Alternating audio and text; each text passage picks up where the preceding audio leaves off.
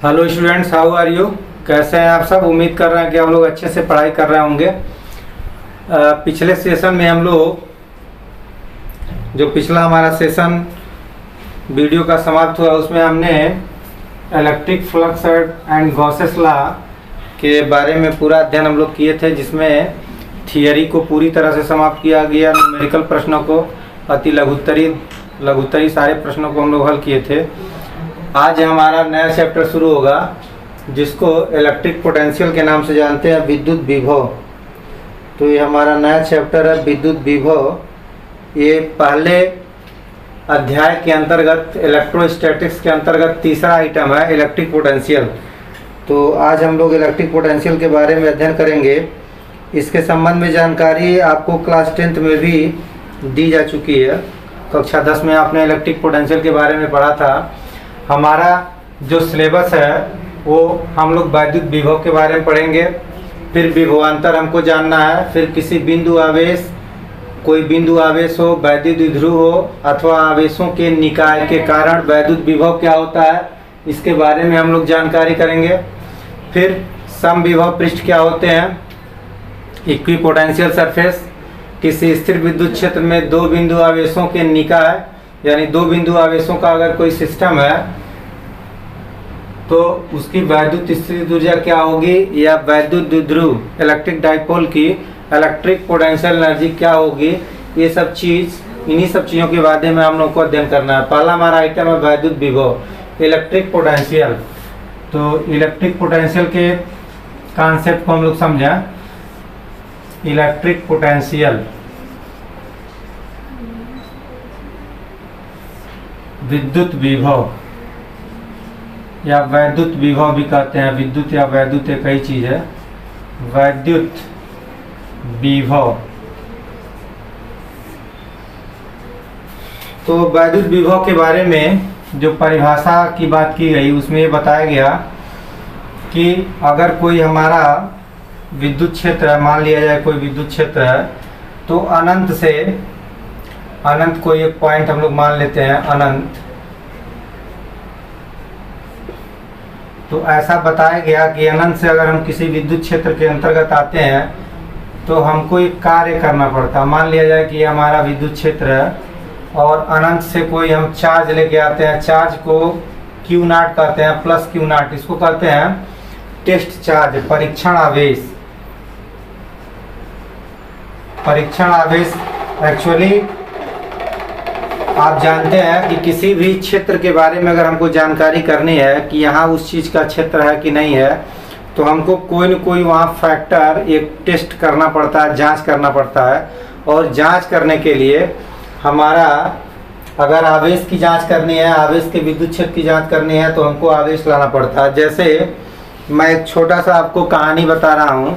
एक चुंबक, एक लोहे का आपके हाथ में कोई टुकड़ा दे दिया जाए और आपसे पूछा जाए कि क्या यह चुंबक है कि नहीं, ये चुंबक होगा कि नहीं होगा, तो आप क्या करते हैं, देख करके आप अंदाज़ा नहीं लगा सकते हैं, यानी देख करके आप नहीं जान सकते हैं कि जो भी आपके हाथ में दिया गया है लोहे का टुकड़ा या किसी भी चीज़ का टुकड़ा वो चुंबक है कि नहीं है।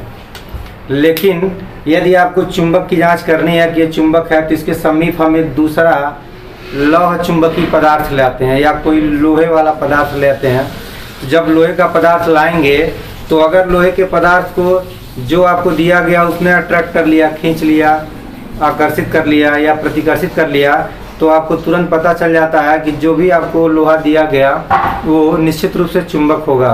क्यों? क्योंकि चुंबक ही चुंबक के ऊपर कोई आकर्षण या प्रतिकर्षण बल आरोपित करता है। ठीक इसी तरह से अगर हमको ये कोई विद्युत क्षेत्र है, इसकी जानकारी हमको करनी है कि ये यहाँ विद्युत क्षेत्र प्रेजेंट है कि नहीं है, इसके लिए टेस्ट चार्ज को हमको लाना पड़ता है इसके समीप। अगर इस विद्युत क्षेत्र में यहाँ मान लिया जाए कोई प्लस Q आवेश था, इसका विद्युत क्षेत्र अपना फैला हुआ है इस रीजन में, तो दूसरा कोई अगर प्लस चार्ज हम इसके अंदर लाते हैं इस क्षेत्र में, तो ये वाला चार्ज इसके ऊपर एक बल आरोपित करता है, प्रतिकर्षण बल। अगर ये भी पॉजिटिव है, ये भी पॉजिटिव है, तो ये इसको प्रतिकर्षित करता है, जिससे हमको पता चल जाता है कि यहाँ पर वैद्युत क्षेत्र है। तो वैद्युत क्षेत्र तो आपने जान लिया। एक्चुअली हमको जानना वैद्युत विभव। तो वैद्युत विभव क्या है, कि जब भी किसी टेस्ट चार्ज को कोई छोटा परीक्षण आवेश है, छोटा इतना छोटा होता है, पूछा भी जाता है कि परीक्षण आवेश किसे कहते हैं, तो हम लोग परिभाषा बनाते हैं कि एक ऐसा अनंत सूक्ष्म आवेश जिसका अपना कोई निजी वैद्युत क्षेत्र नहीं होता, मतलब ये अपना कोई वैद्युत क्षेत्र क्रिएट नहीं करता, ऐसा माना जाता है। टेस्ट चार्ज के साथ एक कहानी जुड़ी हुई है कि टेस्ट चार्ज एक अनंत सूक्ष्म परीक्षण आवेश होता है जिसका अपना खुद का कोई विद्युत क्षेत्र नहीं होता है। तो हम लोग क्या करते हैं, वैद्युत विभव निकालने की दशा में हम लोग कार्य की गणना करते हैं। कौन सा कार्य? जब इस टेस्ट चार्ज को हम विद्युत क्षेत्र के अंदर ले जाएंगे तो इसके ऊपर एक फोर्स, प्रतिकर्षण फोर्स लगेगा, यानी ये इसको एक दबाव फोर्स होगा, उसी दबाव फोर्स के अगेंस्ट हमको वर्क करना पड़ता है, एक काम करना पड़ता है। तो इसको हम एक कार्य करके, मतलब इसके ऊपर एक फोर्स लगा करके, बाहरी फोर्स लगा इसको विद्युत क्षेत्र में लाते हैं। मान लिया जाए कि वस्तु ये यहाँ थी अनंत पर, इसको हम यहाँ लाए पॉइंट ए पर विद्युत क्षेत्र में, या विद्युत क्षेत्र के अंदर है, यहाँ ला दिए। तो जब यहाँ लाएंगे तो हमको एक कार्य करना पड़ेगा। आप भी समझ रहे होंगे क्यों कार्य करना पड़ेगा, क्योंकि ये हमारा विद्युत क्षेत्र है, इसलिए हमको कार्य करना पड़ेगा। तो और कार्य करने के पीछे कहानी ये है कि यहाँ जो विद्युत क्षेत्र है, यानी यहाँ जो आवेश है, यह आवेश इस आवेश के ऊपर एक प्रतिकर्षण बल लगाएगा। उसी प्रतिकर्षण बल के कारण हमको इसके प्रतिकर्षण बल के विरुद्ध एक दूसरा उसी के बराबर और विपरीत दिशा में एक बल लगाना पड़ता है। और जब आप जानते हैं कि जब भी किसी कण पर, किसी बॉडी पर, किसी वस्तु पर बल लगाते हैं और बल लगा करके उसको बल की दिशा में विस्थापित करते हैं, तो कहा जाता है कि ये कार्य किया गया, क्योंकि कार्य की यही परिभाषा है कि किसी वस्तु पर बल लगा करके वस्तु को बल की दिशा में विस्थापित करने की क्रिया को कार्य कहते हैं। तो हम लोग क्या करते हैं, इस परीक्षण आवेश पर एक बल लगाते हैं और बल लगा करके बल की दिशा में इसको विस्थापित करते हैं। विस्थापित करने में एक कार्य करना पड़ता है, वही कार्य इस पॉइंट पर विभव के रूप में उपस्थित होता है। यानी विभव का जो फार्मूला मिला वो W/Q से हम लोग डिनोट करते हैं। अगर Q को 1 मान लिया जाए, Q को 1 मान लिया जाए, 1 कूलाम, कहने का मतलब जो परीक्षण आवेश है वो 1 एकांक मान लिया जाए, तो विभव जो है W के बराबर होगा, क्योंकि W/1 लिखेंगे तो W/1 को हम लोग W कहते हैं। तो आपको बात समझ में आ गई होगी कि विभव होता क्या है। तो विभव क्लियर हो गया कि विभव एक प्रकार का कार्य है। कौन सा कार्य है?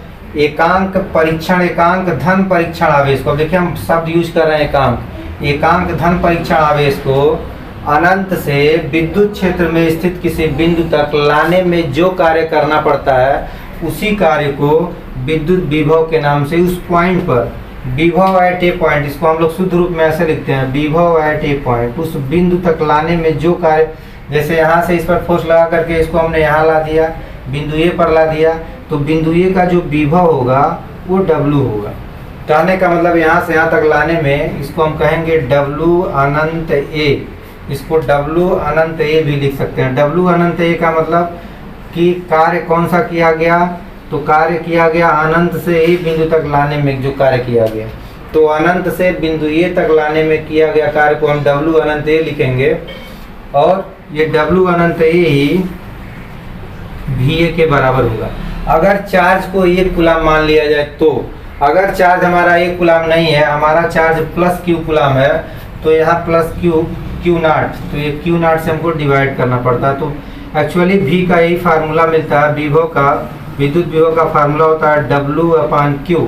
लेकिन आपको ध्यान देना है कि W जो वर्क है वो कौन सा वर्क है, जो भी चार्ज होगा, जिस चार्ज को लेके आते हैं उस चार्ज को अनंत से लेकर विद्युत क्षेत्र में किसी बिंदु तक, जिस बिंदु तक लाते हैं उस बिंदु तक लाने में किया गया कार्य है। तो इसको हम लोग W अनंत A से डिनोट करते हैं।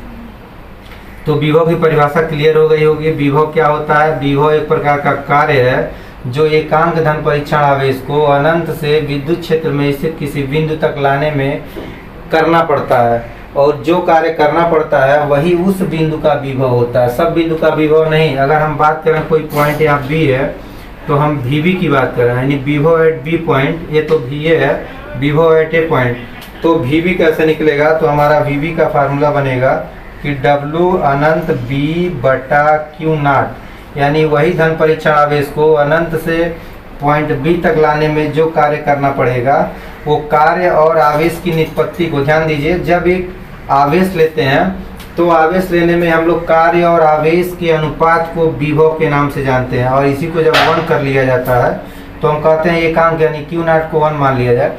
तो कई तरह से परिभाषा दी जाती है, हम लोग सिंपल परिभाषा बनाते हैं, इसको एक मान लेते हैं और कहते हैं कि एकांक धनावेश को विद्युत क्षेत्र में स्थित किसी बिंदु तक अनंत से उस बिंदु तक ले जाने में जो कार्य करना पड़ता है वही कार्य उस बिंदु पर विभव होता है। तो विभव क्लियर हो गया। अब विभव के बारे में हम लोग जान लें, इसका मात्रक क्या होगा। तो W का मात्रक जूल होता है, आवेश का मात्रक कूलाम होता है, तो इसका मात्रक हो जाएगा जूल पर कूलाम, जूल पर कूलाम। तो जूल पर कूलाम इसका मात्रक होता है। इसके बाद हम लोग दूसरा आइटम जानते हैं विभवांतर। विभव हमने जान लिया, अब हम लोग जानेंगे विभवांतर। यहाँ देखिए यही चीज लिखा भी है जो मैं बता रहा हूँ। अब थोड़ा सा इस चीज़ को और हम लोग जाना है, थोड़ा गणितीय भाषा में भी इसको और जाना जाए, क्योंकि सबसे ज़रूरी है कि हमारा कॉन्सेप्ट क्लियर हो जाए। तो कॉन्सेप्ट क्लियर करने के लिए थोड़ा सा मैं इसको व्यवहार में आपको बताता हूँ कि व्यवहार में एक्चुअली विभव होता क्या है। तो विभव का मात्रक अभी हम लोग पढ़े कि विभव का मात्रक W/Q0 से ये जूल प्रति कूलाम होगा, जूल प्रति कूलाम, और इसी जूल प्रति कूलाम को हम लोग वोल्ट के नाम से भी जानते हैं, इसको हम लोग वोल्ट भी लिखते हैं, वोल्ट। तो V की वैल्यू वोल्ट, W/Q। तो कभी कभी वोल्ट की परिभाषा भी पूछी जाती है कि एक वोल्ट होता क्या है, एक वोल्ट को डिफाइन करिए। तो हम लोग कह देते हैं अगर W को 1 मान लिया जाए, W को हम 1 मान लें और Q0 को भी 1 मान लें, कहने का मतलब W को 1 जूल, चूँकि W कार्य का मात्रक जूल होता है, आवेश का मात्रक कूलाम होता है, तो हम कहेंगे कि अगर एक कूलाम के आवेश को, एक कूलाम के आवेश को अनंत से एक कूलाम के आवेश को अगर विद्युत क्षेत्र में किसी बिंदु तक लाते हैं और वह उस बिंदु तक लाने में 1 जूल का कार्य करना पड़ा है, 1 जूल, तो एक कूलाम के आवेश को अनंत से विद्युत क्षेत्र के भीतर स्थित किसी बिंदु तक लाने में 1 जूल कार्य करना पड़ा, तो उस बिंदु का विभव 1 वोल्ट होता है। तो 1 वोल्ट को हम लोग ऐसे डिफाइन करते हैं। तो 1 वोल्ट की परिभाषा क्या बना देंगे, एक कूलाम आवेश को अनंत से विद्युत क्षेत्र के भीतर किसी बिंदु तक लाने में अगर 1 जूल का कार्य हो तो उस बिंदु का विभव 1 वोल्ट होता है। विभव जो है, जो भी विभव होता है वो बिंदु की क्वालिटी होती है, बिंदु की क्वालिटी। अभी हम इस बिंदु को छोड़ दें, इस बिंदु पर आ जाएं तो यहाँ का विभव कुछ दूसरा हो जाएगा, यहाँ कोई तीसरे पॉइंट पर आएंगे तो विभव कोई तीसरा हो जाएगा। इसीलिए हम लोग VA किसी को लिखते हैं, किसी को VC लिखते हैं, किसी को VB लिखते हैं। अगर एक छोटा सा सवाल आपको बना दिया जाए कि ये कोई विद्युत क्षेत्र है और यहाँ से कोई अनंत से हम चार्ज लेके आ रहे हैं, बिंदु A पर लाएंगे तो एक विभव VA मिलेगा, बिंदु B पर लाएंगे एक विभव VB मिलेगा, बिंदु C पर लाएंगे तो विभव हमको VC मिलेगा। तो एक प्रश्न बना दिया जाए कि VC is greater than VB, दूसरा बना दिया जाए VB is greater than VC, तीसरा बना दिया जाए तीनों बराबर VA बराबर VB बराबर VC, और चौथा नन ऑफ दीज, इनमें से कोई नहीं। तो आप कौन सा उत्तर बताएंगे, आप उत्तर कौन सा बताने की कोशिश करेंगे। तो देखिए यहाँ से हम यहाँ लाए तो कम दूरी चले तो इसका विभव कम होगा, यहाँ से जब यहाँ लाएंगे तो ज़्यादा दूरी, इतनी दूरी और ज़्यादा चलना पड़ा तो यहाँ ज़्यादा कार्य करना पड़ेगा। कार्य को ही विभव कहते हैं, यानी यहाँ से A तक लाने में कार्य कम होगा और अनंत से B तक लाने में कार्य थोड़ा सा ज़्यादा होगा, अनंत से C तक लाने में कार्य और ज़्यादा होगा, यानी सबसे ज़्यादा कार्य VC C पॉइंट तक लाने में चार्ज को करना पड़ेगा और सबसे कम कार्य A पॉइंट तक लाने में करना पड़ेगा, क्योंकि कार्य की परिभाषा होती है बल गुणे बल की दिशा में विस्थापन से। विस्थापन हमारा कम है, विस्थापन ज़्यादा है, विस्थापन और ज़्यादा है। तो ये तीनों से हम लोग निष्कर्ष निकाल लेंगे कि VC बड़ा होगा VB से, VB बड़ा होगा VC से, गलत है, तीनों बराबर होंगे भी गलत है, नन हो ही नहीं सकता, पहला विकल्प सही है। तो इसको आप ध्यान रखिएगा कि विभव होता क्या है, विभव का कॉन्सेप्ट हमने आपको बता दिया। हमारा अगला हेडिंग है वैद्युत क्षेत्र के रेखीय समाकल के रूप में वैद्युत विभव।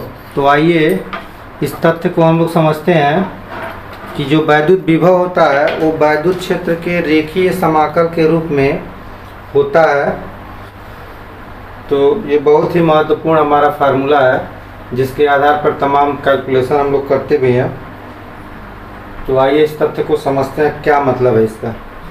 तो इसका मतलब ये है कि जो भी हमारा वैद्युत क्षेत्र है वो वैद्युत क्षेत्र का रेखीय समाकल, देखिए वैद्युत क्षेत्र का रेखीय समाकल मैं आपको बता दूं, ये होता है वैद्युत क्षेत्र और रेखीय समाकल में जो हम लोग dx लेते हैं वो dr ले लेते हैं। dx या dr कुछ भी ले सकते हैं, किताब में आपके r के फॉर्म में दिया हुआ है तो मैं r के फॉर्म में ही ले लेता हूँ। तो E इंटू ई भी वेक्टर क्वांटिटी है और dr एक डिस्प्लेसमेंट वेक्टर होता है, भी वेक्टर क्वांटिटी है, डिस्प्लेसमेंट वेक्टर। तो इसका रेखीय समाकल, रेखीय समाकल का मतलब यहाँ आपको लीनियर कोई डिस्टेंस लेनी है। यहाँ देखिए dr जो है, dr मैं आपको थोड़ा समझा दूँ dr होता क्या है। जैसे मान लिया जाए कि यहाँ से यहाँ तक अगर ये डिस्टेंस r है तो इसका अनंत सूक्ष्म खंड बनाते हैं, छोटा छोटा खंड बनाते हैं, तो ये जो खंड बनता है इसी को dr कहते हैं।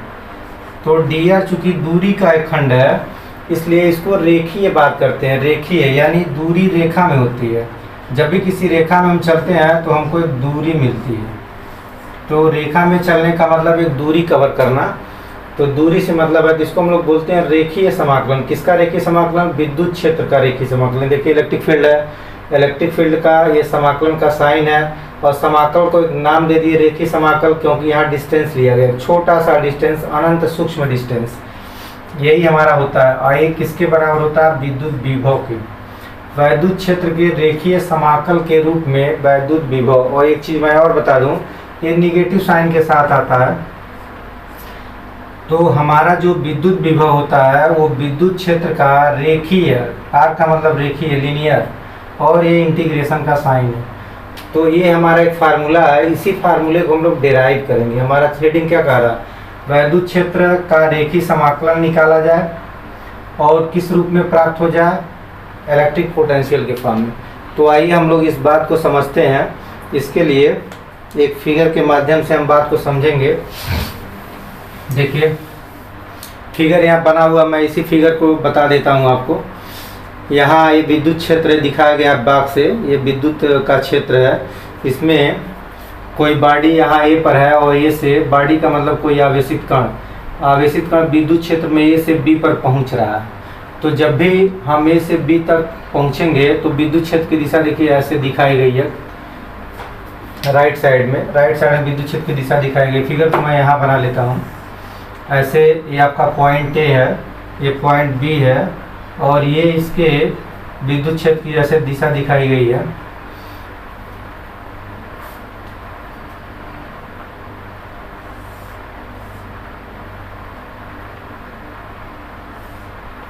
ये स्पर्श रेखीय डायरेक्शन में होता है इलेक्ट्रिक फील्ड का डायरेक्शन, ये ऐसे दिशा दिखाई गई है। और यहाँ हमको विभव की गणना करनी है। तो आइए कैसे इसको निकालेंगे।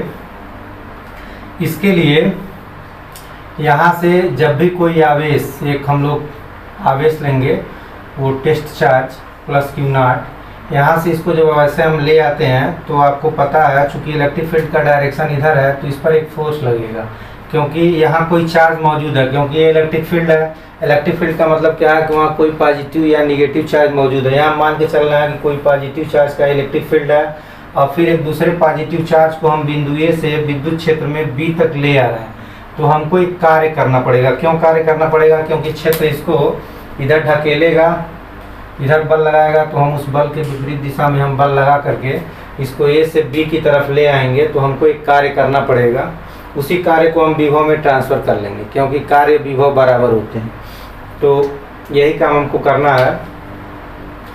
तो मान लिया जाए कि यहाँ बिंदु P पर एक विद्युत क्षेत्र ऐसे दिखाया गया है P दिशा में। तो चार्ज को हम यहाँ से यहाँ ला रहे हैं, तो क्या हमको वर्क करना पड़ेगा? पहले मैं वर्क से ही कहानी आगे बढ़ाता हूँ। W बराबर आप जानते हैं, W बराबर F इंटू डिस्टेंस, जो भी डिस्टेंस है, ये हमारा फार्मूला होता है। लेकिन आपको हमने शुरू में बताया था कि ये जो W का फार्मूला है ये तब यूज होता है जब फोर्स कांस्टेंट हो। क्या हो? कांस्टेंट हो। ये फर्स्ट ईयर में भी आपको डिस्कस किया गया था, कक्षा 11 में सारी कहानी बताई गई थी। उसमें भी बताया गया था कि अगर फोर्स कांस्टेंट नहीं है, फोर्स वेरिएबल है, तो हम लोग समाकलन की सहायता से, यानी हम लोग पहले ऐसे निकालते हैं कार्य को, डी डब्ल्यू निकालते हैं और एफ इंटू इस आर का छोटा खंड लेते हैं और फिर इसी का इंटीग्रेशन निकाल लेते हैं। तो ये सब बातें आपके दिमाग में होनी चाहिए। कौन सी बात है? फिर एक बार सुनिए। जब भी फोर्स कांस्टेंट होता है, जैसे मान लीजिए यहाँ से हम चले विद्युत क्षेत्र में प्रवेश किए, तो विद्युत क्षेत्र में होता क्या है, जैसे जैसे हम चार्ज के समीप जाते हैं वैसे वैसे फोर्स का मान बढ़ता जाता है। कैसे पता हो गया? ये हम लोग कूलम के नियम से जानते हैं। मान लिया जाए कोई आवेश है Q1, ये दूसरा कोई आवेश है Q2, इनके बीच की दूरी ये R है। R फिलहाल अभी मैं 10 मान ले रहा हूँ, 10 सेंटीमीटर। यहाँ फोर्स निकालेंगे तो K Q1 Q2 अपान 10 का स्क्वायर मिलेगा। अगर इस चार्ज को यहाँ न रख के यहाँ रख दिया जाए, मतलब 8 की दूरी पर रख दिया जाए Q2 को, अब जो फोर्स आएगा वो K Q1 Q2 अपान 8 का स्क्वायर आएगा। तो ये फोर्स जो है ज़्यादा होगा। ये फोर्स क्या होगा? ज़्यादा होगा। यहाँ जो F2 है वो ज़्यादा होगा F1 से। कहने का मतलब ये हुआ कि जब दोनों चार्जों के बीच का डिस्टेंस घटता है तो आपको कूलम साहब के नियमानुसार फोर्स बढ़ता है। जैसे जैसे हम इसको दूर ले जाएंगे फोर्स घटता जाएगा, जब ये नज़दीक आएगा तो फोर्स क्या होगा? बढ़ता जाएगा। तो वही कहानी है, जब इस चार्ज को हम ऐसे यहाँ लाएंगे तो अगर यहाँ 1 न्यूटन का फोर्स इस पर लग रहा है, अब जैसे यहाँ आएगा यहाँ 2 न्यूटन का फोर्स लगेगा। इसी तरह जैसे जैसे समीप आता जाएगा उसी तरह से फोर्स की वैल्यू भी बढ़ती जाएगी। तो आप समझ रहे हैं कि यहाँ फोर्स वेरिएबल है। जब फोर्स वेरिएबल है तो हमारा कार्य का ये फार्मूला क्या हो गया? फेल कर गया। कार्य का ये फार्मूला काम नहीं करेगा, इसके लिए हमको ये फार्मूला लगाना पड़ेगा। तो सबसे पहले तो मैंने आपको ये समझाया कि कार्य का ये फार्मूला न लग के ये वाला लगेगा। चलिए, तो हम लोग क्या करेंगे कि ये जो कंप्लीट दूरी आर है, इसको एक छोटे से एक छोटा सा हम ले रहे हैं dr डिस्टेंस। इसको मैं dr डिस्टेंस मान लेता हूँ, जैसा कि किताब में यहाँ दिया हुआ है। जहाँ पर ये फोर्स है यहीं निकाला हुआ है, तो इसको यहीं निकाल दिया जाए। थोड़ा फिगर ऐसे हम बना दिए हैं, किताब की भाषा में ये फिगर बना रहा है, पहले ऐसे है फिर ऐसे। तो यहाँ पर जो इलेक्ट्रिक फील्ड का डायरेक्शन होगा, ये ऐसे इलेक्ट्रिक फील्ड का डायरेक्शन ई, और यहीं पर एक छोटा सा खंड लिया गया, इसी खंड का नाम है dr। और ए से हम लोग बी की तरफ ऐसे आ रहे हैं, ए से बी की तरफ, ये हमारा बी पॉइंट है। तो मैं पहले छोटा सा काम निकाल रहा हूँ dr, जो dr डिस्प्लेसमेंट है इसमें dw मैं निकाल रहा हूँ। तो dw हो जाएगा f इंटू dr। थोड़ा सा आपको ध्यान देना है कि यहाँ जो फोर्स होता है वो आप जानते हैं इलेक्ट्रिक फोर्स QE होता है, और इंटू dr तो हमको लेना ही है। एक चीज़ और आपको ध्यान देना है कि जो फोर्स होगा वो फोर्स यहाँ निगेटिव होगा। क्यों निगेटिव होगा? ध्यान दीजिए। इलेक्ट्रिक फील्ड की डायरेक्शन में, यानी जो भी फोर्स होगा उसका डायरेक्शन ऐसे होगा, फोर्स का डायरेक्शन ऐसे होगा। क्यों ऐसे होगा? क्योंकि इलेक्ट्रिक फील्ड के डायरेक्शन में इलेक्ट्रिक फोर्स का डायरेक्शन होता है। और हमको ये जितना फोर्स है, अगर थोड़ी देर के लिए मैं समझाने के लिए आपको मान लूँ कि एक 8 न्यूटन का फोर्स इधर लग रहा है, तो 8 न्यूटन का फोर्स से हमको इसको प्रेस करना पड़ेगा। 8 न्यूटन के फोर्स, कहने का मतलब इसी फोर्स के अगेंस्ट हमको काम करना पड़ेगा, इसी फोर्स के खिलाफ हमको फोर्स लगाना होगा। अगर ये 8 न्यूटन का फोर्स ऐसे लगा रहा है तो हमको भी 8 न्यूटन का फोर्स इसके विपरीत दिशा में लगाना होगा। तो यहाँ जो हम कार्य निकालेंगे तो अपना फोर्स हम निगेटिव कर लेंगे। क्यों निगेटिव कर लेंगे? क्योंकि इलेक्ट्रिक फोर्स ऐसे काम कर रहा है, हमको फोर्स इसके उल्टे डायरेक्शन में लगाना है। फोर्स चूँकि वेक्टर क्वांटिटी है, तो जब इसको हम इस डायरेक्शन में रिवर्स करेंगे तो इसका जो वैल्यू आएगी वो निगेटिव आएगी। तो हमारा dw जो होगा वो f इंटू dr को हम निगेटिव साइन के साथ लेंगे, क्योंकि फोर्स हमारा निगेटिव होगा। तो आपको बात समझ में आ गई क्यों फोर्स निगेटिव होगा? क्योंकि फोर्स लग रहा है इस डायरेक्शन में, हमको जो फोर्स लगाना है वो इस डायरेक्शन में लगाना है। तो ये फोर्स है प्लस QE, हमको क्या लगाना है? Minus QE। तो हमारा फोर्स हो गया माइनस QE इंटू dr। अब कुल वर्क हम निकालना लिखेंगे, अतः A से बी तक परीक्षण आवेश को ले आने में, यहाँ परीक्षण आवेश की बात कर रहे हैं या किसी आवेश परीक्षण आवेश ही है, परीक्षण आवेश को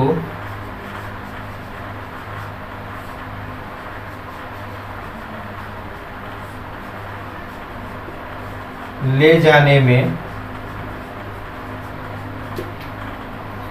किया गया कार्य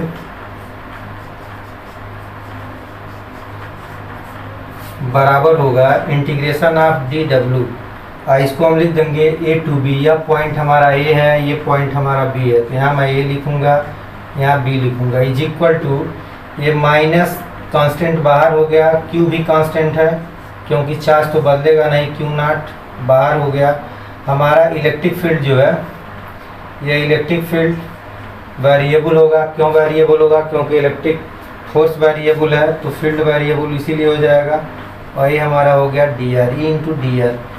तो यहाँ से इसको मैं डब्लू लिख दूंगा, और यहाँ डब्लू ए और बी इसको लिखने का तरीका होता है, यहाँ ए और बी यहाँ भी हमको लिखना है माइनस क्यू नॉट के साथ A to B E dot D R, यही हमको लाना भी था। थोड़ा सा और इसको ठीक कर दिया जाए।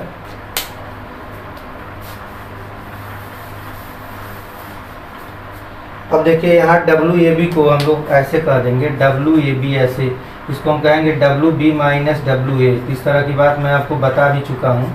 ये W B minus W A होगा, या इसको शॉर्ट में हम डब्ल्यू बी ए या डब्ल्यू ए बी लिख सकते हैं। यहाँ हो गया minus Q naught integration A to B E dot D R. इसको डब्ल्यू ए बी लिख दिया जाए, या अगर हम इतना ही लिखना चाहते हैं तो क्यू नॉट को इसके नीचे ट्रांसफ़र कर दें, तो ये हो जाएगा W B minus W A upon Q naught is equal to minus time E dot D R. यहाँ क्यू नॉट को अलग अलग कर लिया जाए तो W B upon Q naught minus W A upon Q naught is equal to minus E dot D R.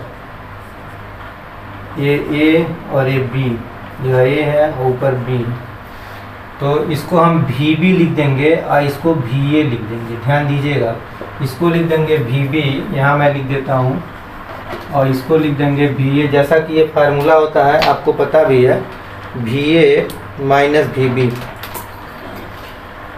ये V A हो गया है, वी बी हो गया। फार्मूला होता है is equal to minus time E dot D R A to B. अब ये हो गया। अब ध्यान दीजिए, इसमें थोड़ा सा हम लोग परिवर्तन भी करेंगे, V B minus V A, जैसा कि किताब में सॉल्व भी किया है, तो इसमें थोड़ा सा परिवर्तन कर दिया जाए।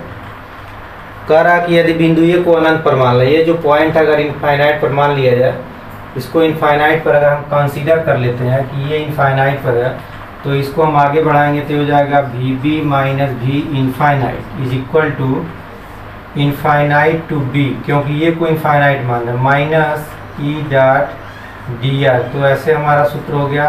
आप जानते हैं कि अनंत पर अगर विभव है तो वो जीरो होता है, अनंत पर विभव कितना होता है? जीरो होता है। तो ये वी बी हो गया, ये शून्य हो गया, शून्य को हमने छोड़ दिया, ए अनंत to B E dot D R. तो ये हमारा फार्मूला मिल गया। इसी फार्मूले को थोड़ा सा और सुधारा गया है, ये दूरी r लिख दिया, अनंत टू बी लिखा है, इसको अनंत टू r लिख दिया। चूँकि ये कंप्लीट डिस्टेंस जो आया है ये r माना गया, तो यहाँ अनंत टू हम r भी लिख सकते हैं, इसको r लिख दिया जाए। तो अनंत से r दूरी तक अगर हम आते हैं तो ये हमारा, और इसको एक सिंपल v लिख दिया जाए, तो यहाँ b को r लिखे हैं, इसको v लिख दिए। तो यही हमारा फार्मूला है। क्या फार्मूला है कि विद्युत क्षेत्र का रेखीय समाकल ये विद्युत विभव के बराबर होता है। इस बात को आप याद रखेंगे। क्या याद रखेंगे? विद्युत विभव का रेखीय समाकल, विद्युत क्षेत्र का रेखीय समाकल विद्युत विभव के रूप में प्राप्त होता है। ये विद्युत क्षेत्र है, इसका लीनियर इंटीग्रेशन है, और किस रूप में प्राप्त हुआ? विद्युत विभव के फॉर्म में। तो एक बार मैं फिर से आपको समझा दूं कि एक्चुअली हमको काम क्या करना क्या है, विभव में और विद्युत क्षेत्र में एक रिलेशन डेवलप करना है। क्या करना है हमको, विद्युत क्षेत्र और विद्युत विभव में एक हमको रिलेशन डेवलप करना। अब ये रिलेशन हम कैसे डेवलप करेंगे, इसके लिए एक हमने अपना नियम कानून बनाया। एक विद्युत क्षेत्र लिया, विद्युत क्षेत्र में बिंदु ए लिया, बिंदु बी लिया और ए से बी तक किसी परीक्षण चार्ज को हम ले आए। तो इसमें हमको चलना भी पड़ रहा, मतलब काम भी करेंगे, और विद्युत क्षेत्र दिया है तो हम रिलेशन आसानी से हम निकाल सकते हैं। कैसे निकाला गया, तो ए से बी तक लाने में हमने कार्य निकाला, और कार्य ही विभव में ट्रांसफर, क्योंकि कार्य W/Q ही विभव होता है। तो यहाँ से यहाँ तक लाने में हमने कार्य निकाला। अब कार्य को हम वेरिएबल, फोर्स को वेरिएबल मानते हुए निकाले, यानी पहले छोटा कार्य निकाले। जब छोटा कार्य निकल गया तो ए से बी तक का इसको इंटीग्रेट कर देंगे तो कंप्लीट वर्क निकल जाएगा। तो छोटा कार्य W बराबर F इंटू डी, डी मतलब छोटी दूरी, तो हमने एक छोटी दूरी लिया। चूंकि छोटा कार्य है तो फोर्स के साथ छोटी दूरी लेते हैं, ये नियम है, आपने पढ़ा भी है इसको। तो F इंटू डी आर हमने लिख दिया।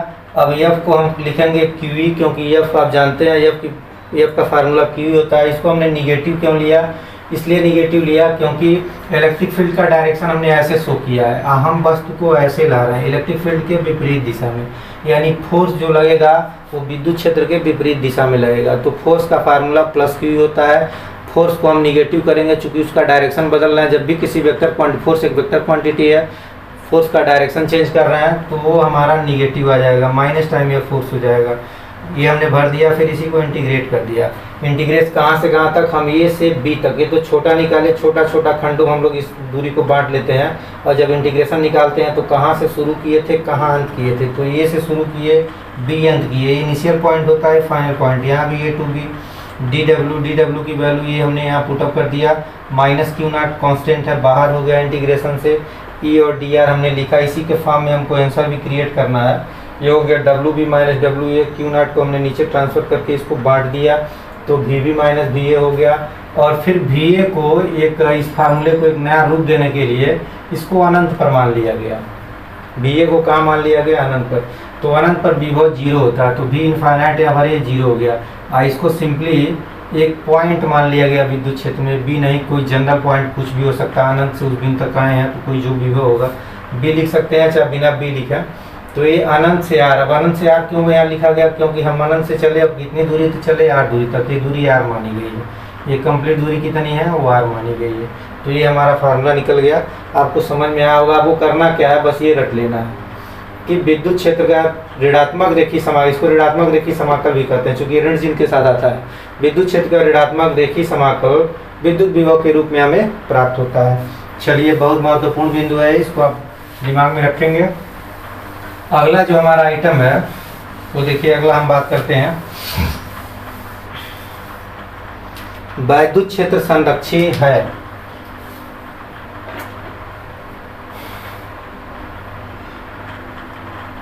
तो वैद्युत क्षेत्र संरक्षी होता है, इसी बात को हमको सिद्ध करना है। वैद्युत क्षेत्र संरक्षी है या संरक्षी होता है। तो अगला हमारा आइटम है वैद्युत क्षेत्र संरक्षी होता है। क्या वैद्युत क्षेत्र संरक्षी है, ये कई बात है। वैद्युत क्षेत्र संरक्षी है। अब देखिए, पहले तो बात जान लिया जाए कि कोई भी क्षेत्र संरक्षी होता है। अब मैं बता दूं क्षेत्र कितने प्रकार के होते हैं, चर्चा कई बार हुई है। जनरली आप ग्रेविटेशनल क्षेत्र जानते हैं, ग्रेविटेशनल फील्ड, जिसको हम लोग गुरुत्वाकर्षण क्षेत्र कहते हैं। फिर एक क्षेत्र होता है ये विद्युत क्षेत्र होता है। तीसरा क्षेत्र होता है चुंबकीय क्षेत्र। हम लोग जनरली काम करते हैं विद्युत क्षेत्र पर, चुंबकीय क्षेत्र पर और गुरुत्वाकर्षण क्षेत्र पर। तो जो भी क्षेत्र होते हैं वो सब संरक्षी होते हैं। संरक्षी का मतलब क्या है, आपको 11th में बताया गया था कि हर क्षेत्र संरक्षी होता है। संरक्षी का मतलब ये हुआ कि संरक्षित तभी हम कंसीडर करते हैं जब एक बंद वक्र में, एक बंद पाथ पर हम चलते हैं तो जो कार्य होता है वो 0 होता है। यानी बंद पाथ पर, कहने का मतलब हम जहाँ से चलना शुरू किए, यहाँ से अगर चलना ऐसे शुरू किए और फिर हम यहीं पर पहुँच जाएं तो जो कार्य किया गया, अगर ये कार्य W1 हो और ये कार्य W2 हो और सभी कार्यों को ऐड किया जाए और वो 0 प्राप्त हो, तो ऐसे क्षेत्र को संरक्षित क्षेत्र कहते हैं। तो सबसे पहले तो हमको ये समझना है कि संरक्षित क्षेत्र होता क्या है। तो क्लियर हो गया।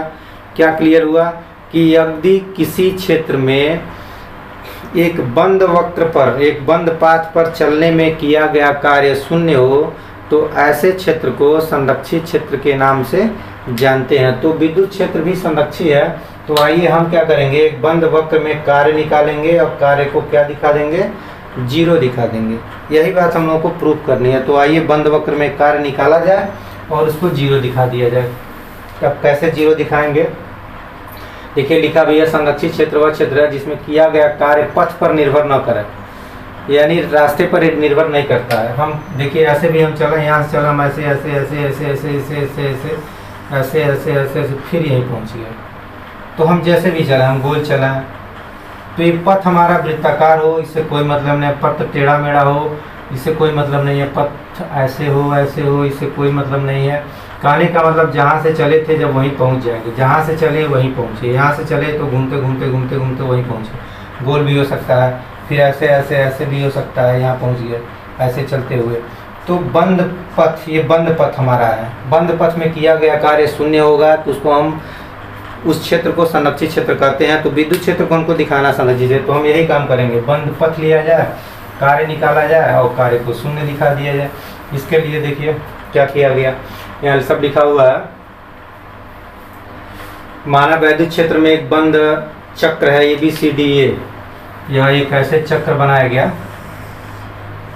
यह A है, ये B है, ये C है, ये D है और ये फिर ये पर ABCDA, ये बंद एक पथ बनाया गया। अब बंद चक्र में देखिए जहाँ से हम चले थे ये हमारा प्रारंभिक बिंदु है, और आपसे अगर एक प्रश्न पूछा जाए कि इसका अंतिम बिंदु क्या है, तो अंतिम बिंदु भी आप A को ही कहेंगे। प्रारंभिक बिंदु A, अंतिम बिंदु A, क्योंकि हम फिर A पर ही पहुँचे, तो अंतिम बिंदु भी A क्या हमारा अंतिम बिंदु भी A है। तो प्रारंभिक बिंदु A है, अंतिम बिंदु A है, अर्थात दोनों बिंदु एक ही पॉइंट पर हैं। तो अब इस चक्र में जो कार्य होगा, ये कार्य हमको शून्य लाना है। देखिए कार्य को हम निकाल रहे हैं, तो कार्य का सूत्र होता है Q इंटू डेल्टा V। आपको पता है Q इंटू डेल्टा V। इसी डेल्टा V को हम लोग ऐसे भी लिख देते हैं, 2 बिंदु ले लेते हैं, बीच में माइनस, 2 विभव लेंगे और बीच में माइनस, तो एक विभव में से दूसरे विभव को घटा देंगे। अब देखिए ये कौन कौन सा विभव होता है, एक अंतिम बिंदु वाला विभव, अंतिम फाइनल, एक इनिशियल, ध्यान देना आपको। यानी जो भी विभवांतर होता है, जैसे मान लीजिए हमें विद्युत क्षेत्र है और हम A से B तक बात किए, हम A से चले B पर पहुंच गए, तो विभव का अंतर क्या आता है, ये हमारा इनिशियल है और ये फाइनल है, मतलब हम ऐसे चल रहे हैं। तो हम VB में से VA को घटा देंगे, यही होता है हमारा डेल्टा V, जिसको विभव का अंतर कहते हैं। 2 बिंदुओं के बीच विभव का अंतर, इसको डेल्टा V से डिनोट करते हैं, और बड़े विभव में से छोटे विभव को हम लोग घटाते हैं। तो यहाँ भी वही कहानी है। अब देखिए हमारा इनिशियल पॉइंट क्या था A, तो हम यहाँ VA लिख देंगे। फाइनल पॉइंट क्या था, ऐसे चलते चलते चलते फिर यहीं पहुँचे, फिर VA लिख देंगे, फाइनल पॉइंट भी VA। तो W हुआ कितना, तो Q इंटू ये VA माइनस VA शून्य हो गया, यानी W क्या मिल गया हमको, 0 मिल गया। तो हमने देखा कि बंद पथ में जो किया गया कार्य आया वो हमको 0 प्राप्त हो गया। तो इसे हम कह सकते हैं कि विद्युत क्षेत्र जो है संरक्षित है। अब इसी को थोड़ा सा हम लोग ई के फार्म में एक फार्मूला भी निकाल लेंगे। तो आइए ई के फार्म में भी हम लोग एक फार्मूला डेवलप करते हैं। तो इसके लिए पहले मैं एक छोटा सा कार्य निकालूंगा, छोटा सा कार्य DW, अभी हम लोग निकाले भी हैं। तो DW बराबर होगा F इंटू DR। ध्यान दीजिएगा, यहाँ पर हम मान ले रहे हैं कि ये हमारा जो पहला है ये ऐसे जाने वाला है, ये वाला क्या है, रिटर्न होने वाला है। ध्यान दीजिएगा, यहाँ विद्युत क्षेत्र की दिशा ऐसे होगी, जब रिटर्न होंगे तो किसी पॉइंट को कंसीडर करेंगे तो विद्युत क्षेत्र की दिशा यहाँ ऐसे होगी। अब विद्युत क्षेत्र की दिशा हर बिंदु बदलती जाएगी। अभी हम यहाँ बात करें तो ऐसे हो जाएगी, यहाँ बात करें तो ऐसे। तो एक दिखाने का तरीका है कि यहाँ विद्युत क्षेत्र की दिशा ऐसे चलेगी, जो भी हो, यहाँ विद्युत क्षेत्र की दिशा ऐसे चलेगी। तो हम एक छोटा सा कार्य निकाल रहे हैं। छोटा सा कार्य आप जानते हैं एफ डी डब्ल्यू लिखते हैं और इसको एफ इंटू डी आर के फॉर्म में लिखा जाता है। अब चूंकि हम चलने वाला अपना बात कर रहे हैं तो एफ को हम लिखेंगे क्यू ई, और एक परीक्षण आवेश हम क्यू नॉट लेते हैं, किसी को लेके हमको चलना है तो क्यू नॉट ई लिख देंगे into D R. D W is equal to, इसी को अगर इंटीग्रेट कर दिया जाए टोटल वर्क, यानी यहाँ से ले करके ऐसे, तो हम कहेंगे कि बंद वक्र में कुल कार्य, बंद वक्र, ये तो हम इनिशियल की बात की है, लेकिन हम पूरा कंप्लीट कार्य, एक छोटा सा कार्य हम निकालें। छोटा सा कार्य का मतलब एक छोटा सा डिस्प्लेसमेंट लिया जाए, इसको डी आर कहा जाए, तो ये डी आर वाला कार्य है डी डब्ल्यू। अब हम कंप्लीट वर्क ले रहे हैं, कंप्लीट वर्क तो लिखेंगे बंद वक्र, बंद वक्र नाम भी दे दिया जाए ए बी सी डी ए में कुल कार्य। तो जब कुल कार्य निकालेंगे तो हमको क्या करना पड़ेगा, इंटीग्रेट करना पड़ेगा। आप जानते भी हैं इंटीग्रेशन करते हैं हम लोग, तो इंटीग्रेट कर दिया जाए तो यहाँ इंटीग्रेशन करेंगे डी डब्ल्यू और इधर इंटीग्रेशन करेंगे, क्यू तो कांस्टेंट है बाहर हो जाएगा, ई dot D R, E dot D R, यहाँ कंप्लीट वर्क डब्ल्यू हो गया और क्यू यहाँ ई डॉट डी आर हो गया। फिर हम लोग अपने फार्मूले के रूप में इसको ट्रांसफर कर देंगे। यहाँ तक तो बात समझ में आ गई। इसके बाद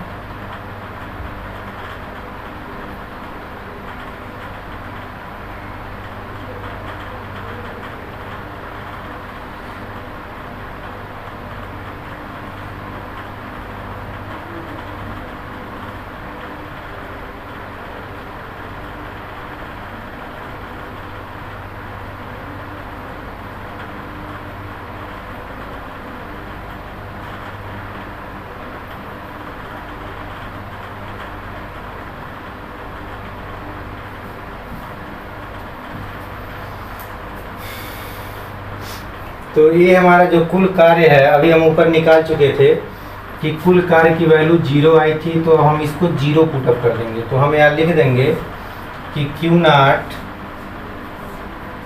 ई dot D R is equal to 0।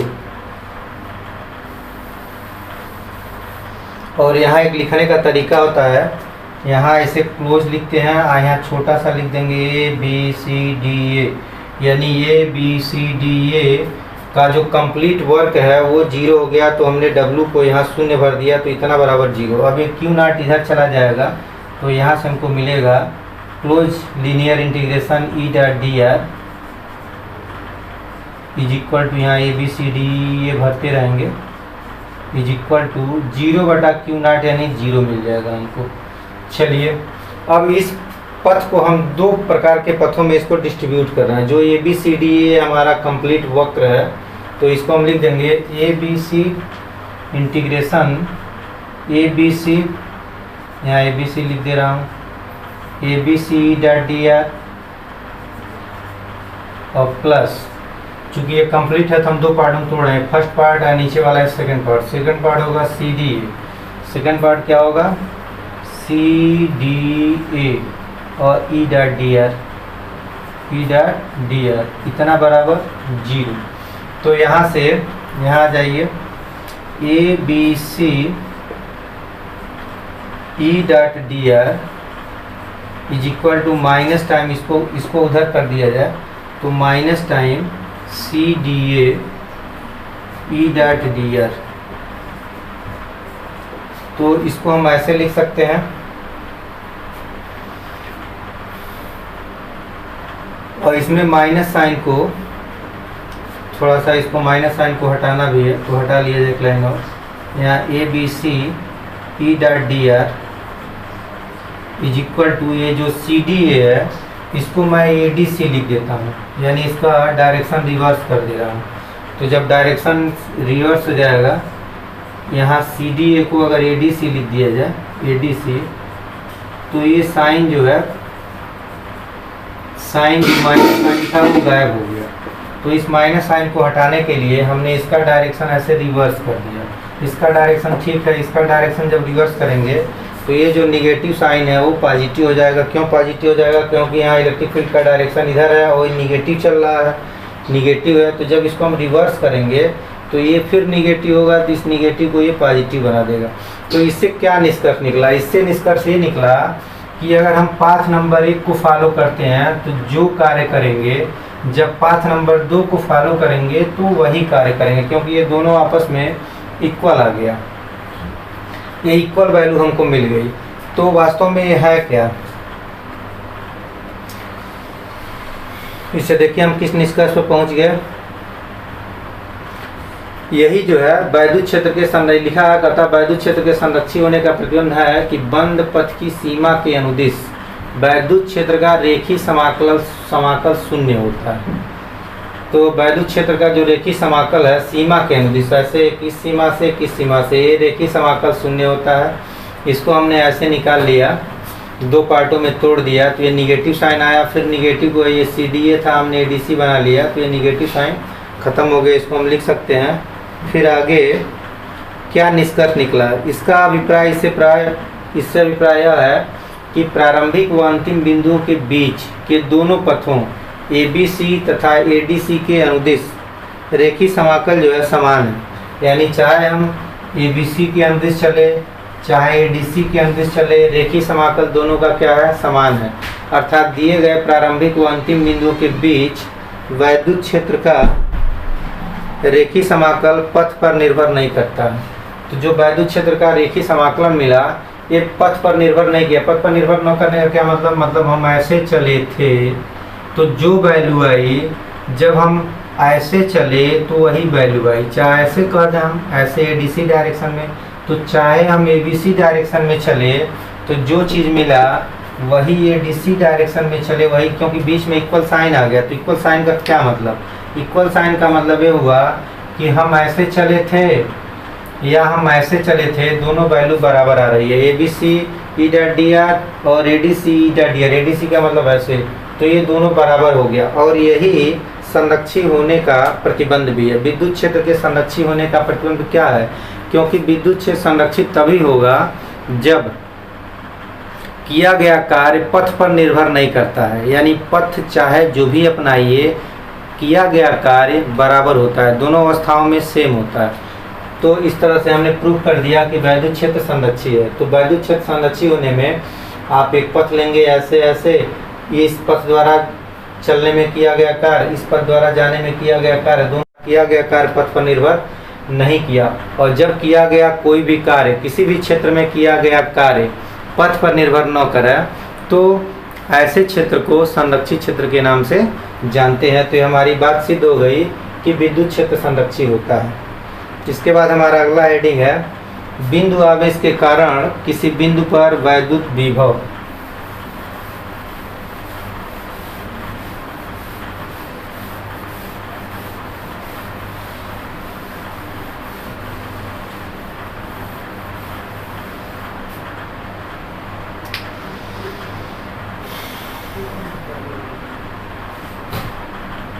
बिंदु आवेश के कारण किसी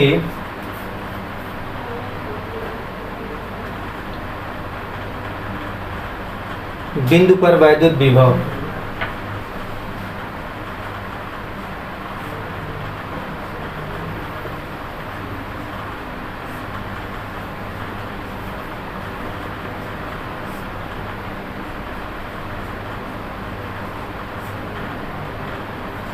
बिंदु आवेश के कारण किसी बिंदु पर वैद्युत विभव।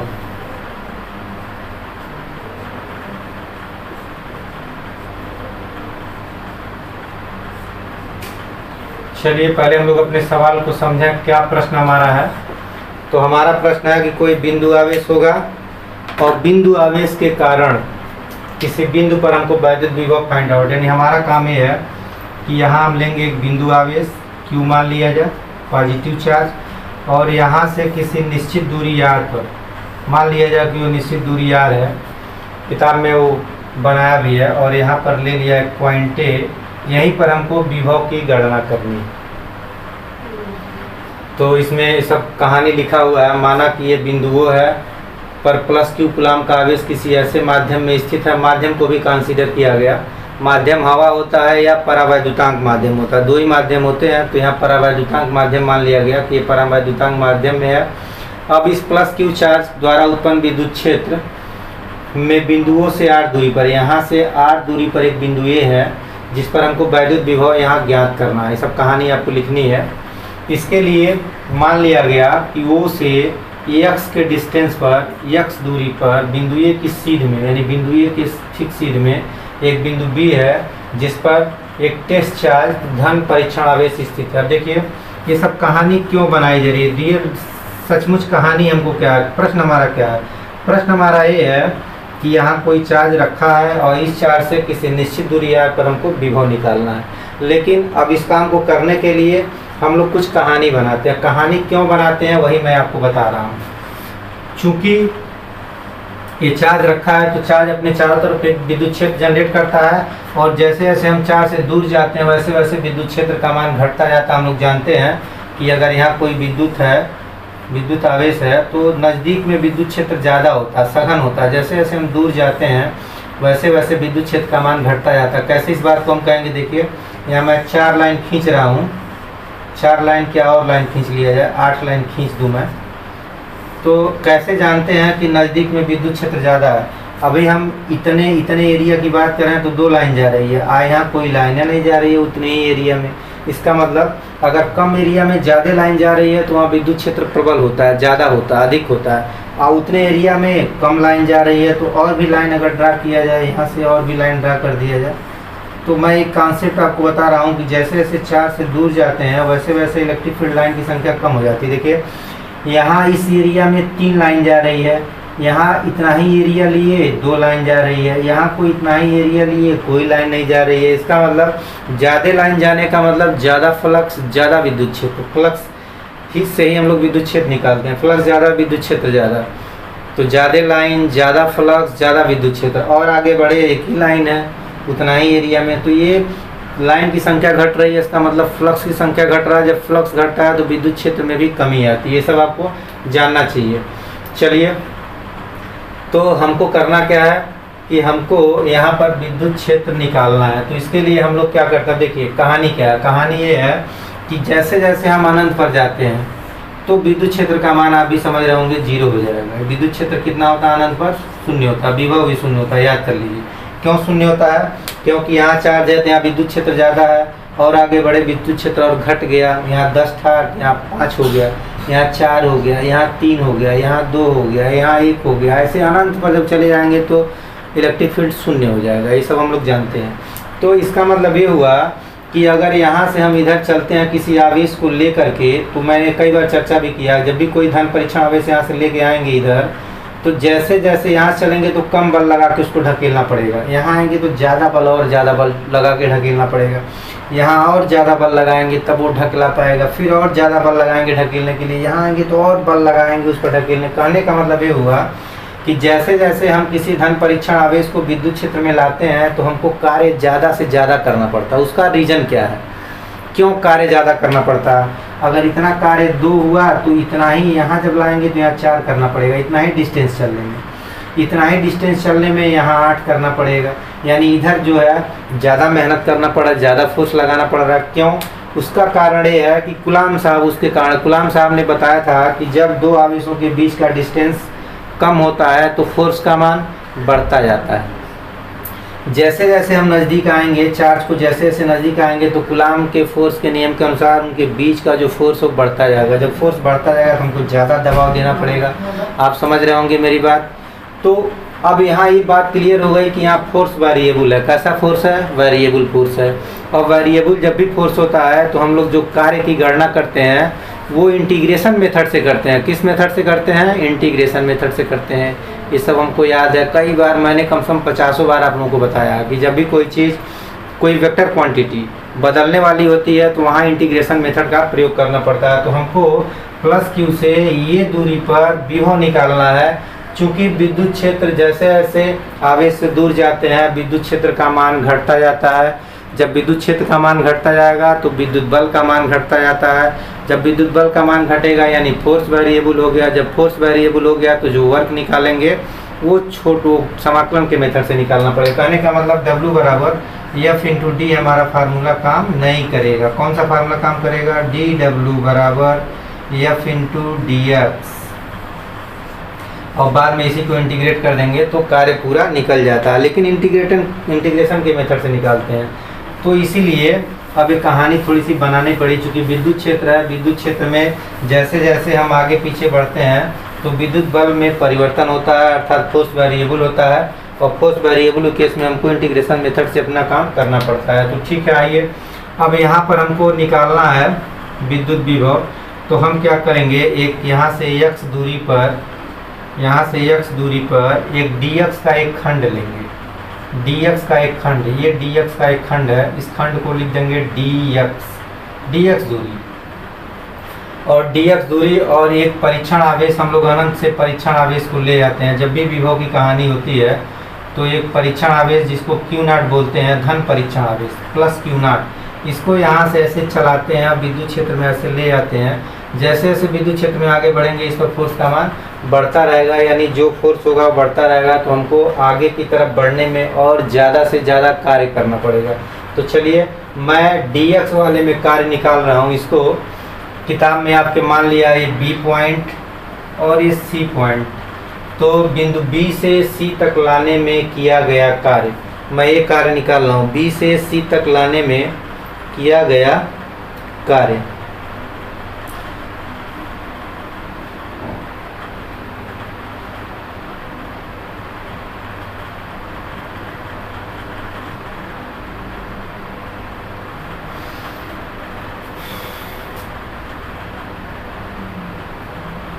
B से C तक लाने में किया गया कार्य।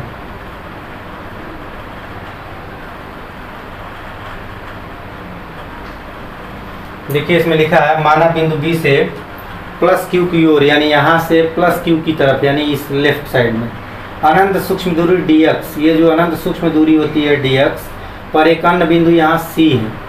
तो परीक्षण आवेश प्लस Q0 को बल F के विरुद्ध, बल F के अगेंस्ट B से C तक लाने में किया गया कार्य, यानी B से C तक लाने में किया गया कार्य, वही मैं लिखने जा रहा हूँ कि B और C के बीच किया गया कार्य। कहेंगे परीक्षण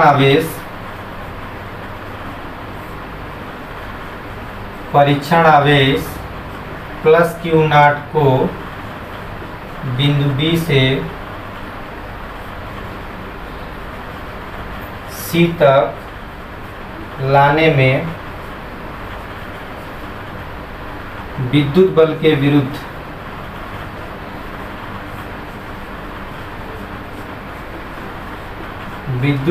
विरुद्ध किया गया कार्य। तो किया गया कार्य हम निकालेंगे dW। ध्यान दीजिए, dW हमारा कार्य होगा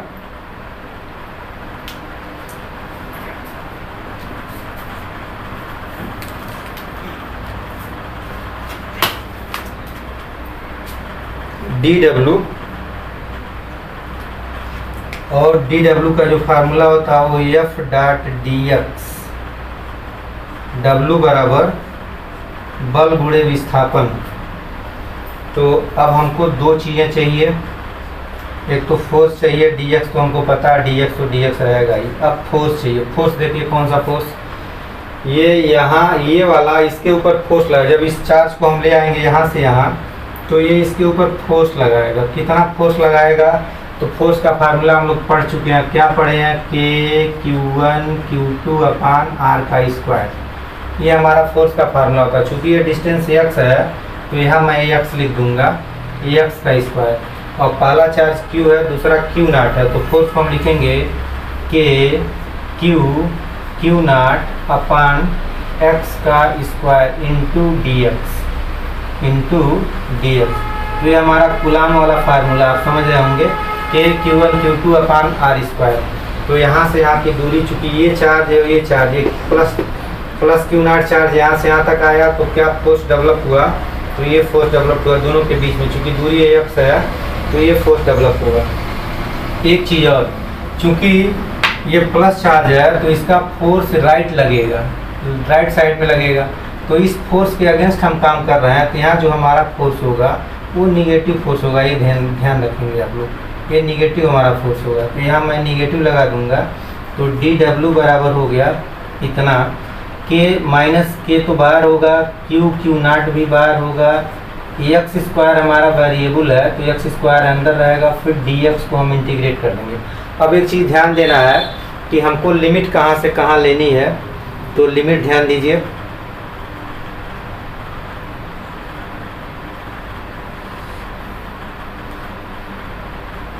तो लिमिट हमारा होगा अनंत से आर तक, अनंत से हमको आर डिस्टेंस कवर करना है, तो हमारा जो लिमिट होता है वो अनंत से आर तक होता है। चलिए, और इंटीग्रेशन मैं इधर का भी कर दूंगा अनंत से आर तक, तो ये कंप्लीट वर्क हो जाएगा। कंप्लीट वर्क को कैपिटल डब्ल्यू लिखते हैं, इसकी वैल्यू कैपिटल डब्ल्यू हो गई।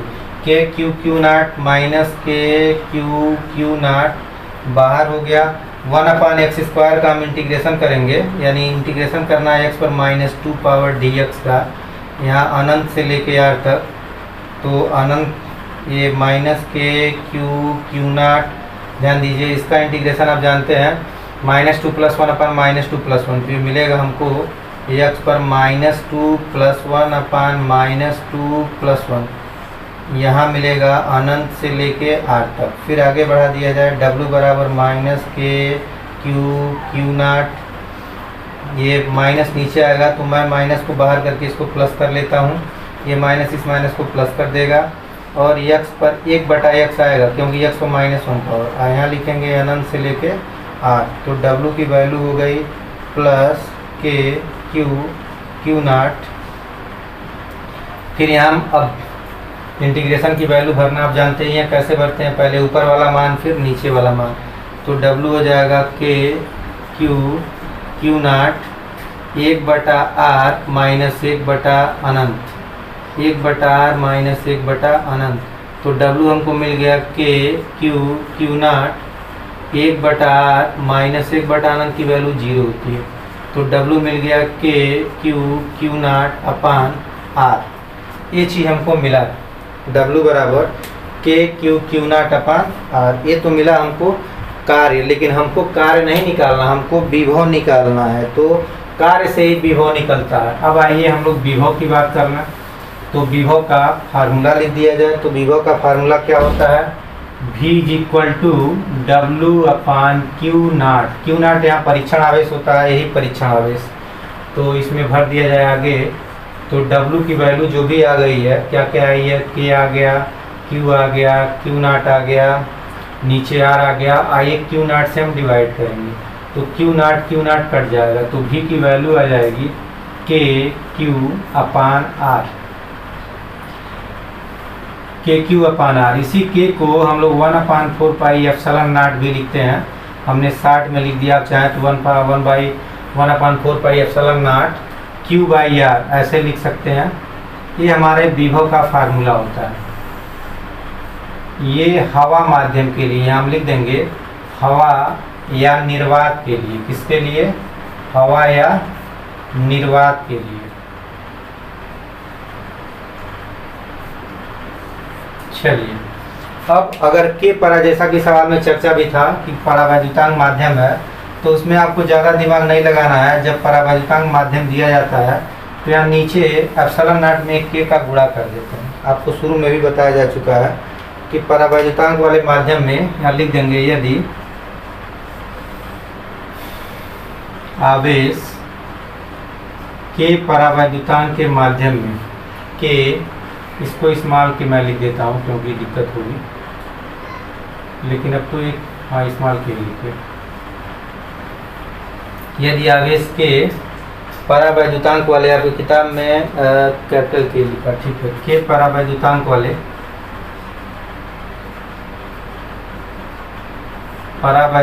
वाले माध्यम में स्थित हो, तो जो V की वैल्यू आएगी वो सब कुछ वही रहेगा, 4 पाई एप्सिलॉन नॉट, यहीं के लिख देते हैं यहीं पर, बाकी Q बटा R होता है। तो ये हमारा विभव का फार्मूला हो गया, यही हम लोगों को फाइंड आउट करना था। 1/4 pi epsilon not Q upon R। अगर परावैद्युतांक है तो K रखेंगे, हवा है तो K को नहीं रखेंगे। अब आइए थोड़ा सा बात कर लिया जाए कि विद्युत क्षेत्र और विभव का विचरण कैसा होता है। विभव और विद्युत क्षेत्र में क्या रिलेशन है, किस हिसाब से इनका विचरण होता है, तो उसको ध्यान दिया जाए। जो हमारा विभव का फार्मूला होता है वो 1/4 पाई एप्सिलॉन नॉट Q बटा R। यहाँ से ये सारी चीज़ें कांस्टेंट है, तो V को हम लिख देंगे 1/R। और अगर हम इलेक्ट्रिक फील्ड की बात करें तो इसका फार्मूला होता है 1/4 pi epsilon not Q upon R square होता है। तो अगर इन सारी चीज़ों को, ये सारी चीज़ें कांस्टेंट हैं, तो ये प्रोपोर्शनल 1/R स्क्वायर। तो आप क्या देखते हैं, आपको ये लगा इस फार्मूले से, इस फार्मूले से आप ध्यान दीजिए, यहाँ जो विभव है वो R के इन्वर्सली प्रोपोर्शनल 1 पावर के है, 1 पावर का इन्वर्सली प्रोपोर्शनल है। यहाँ जो इलेक्ट्रिक फील्ड है वो R के 2 पावर का इन्वर्सली प्रोपोर्शनल। इसका मतलब ये हुआ कि दूरी घटने पर विभव बढ़ेगा, यहाँ भी दूरी घटने पर इलेक्ट्रिक फील्ड बढ़ेगा, यहाँ दूरी बढ़ने पर विभव घटेगा, यहाँ भी दूरी बढ़ने पर इलेक्ट्रिक फील्ड घटेगा। लेकिन ये कम विचरण में होगा, ये ज़्यादा विचरण में होगा। मतलब यहाँ थोड़ी दूरी कम करेंगे तो विभव ज़्यादा हो जाएगा, और यहाँ थोड़ी दूरी कम करेंगे विभव बहुत ज़्यादा हो जाएगा। ज़्यादा दोनों में होगा, कम दोनों में होगा, क्योंकि इन्वर्सली प्रोपोर्शनल है, ये बढ़ेगा, ये घटेगा, ये घटेगा, ये बढ़ेगा। लेकिन ये कम घटेगा बढ़ेगा, जबकि इलेक्ट्रिक फील्ड बहुत ज़्यादा घटता और बढ़ता है। तो ये थोड़ा सा आपको ध्यान देना है, दिमाग लगाना है। इसका एक ग्राफ भी हम लोग बनाते हैं। इसका ग्राफ देखिए,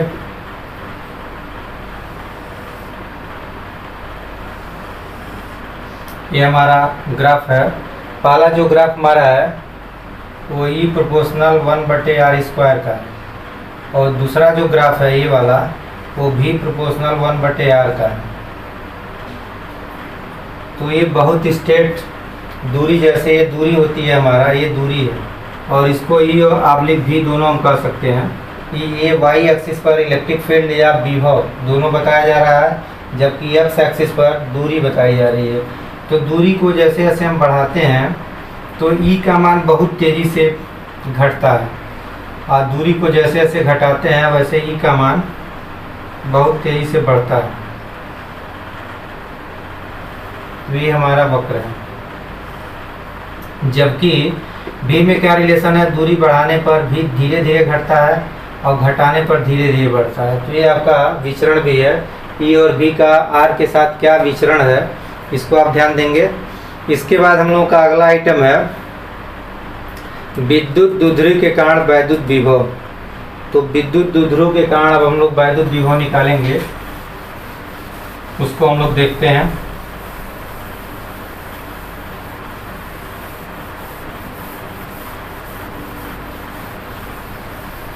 विद्युत द्विध्रुव के बारे में हमने सब चर्चा कर दिया था कि इसमें 2 आवेश होते हैं, दोनों आवेशों का परिमाण सेम होता है, एक पॉजिटिव होता है, एक निगेटिव होता है। उसी को हम लोग विद्युत द्विध्रुव कहते हैं।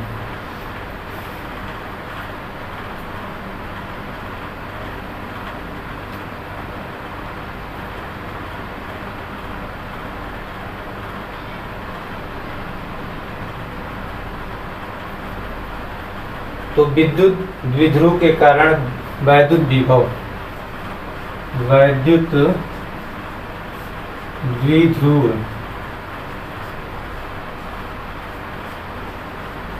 के कारण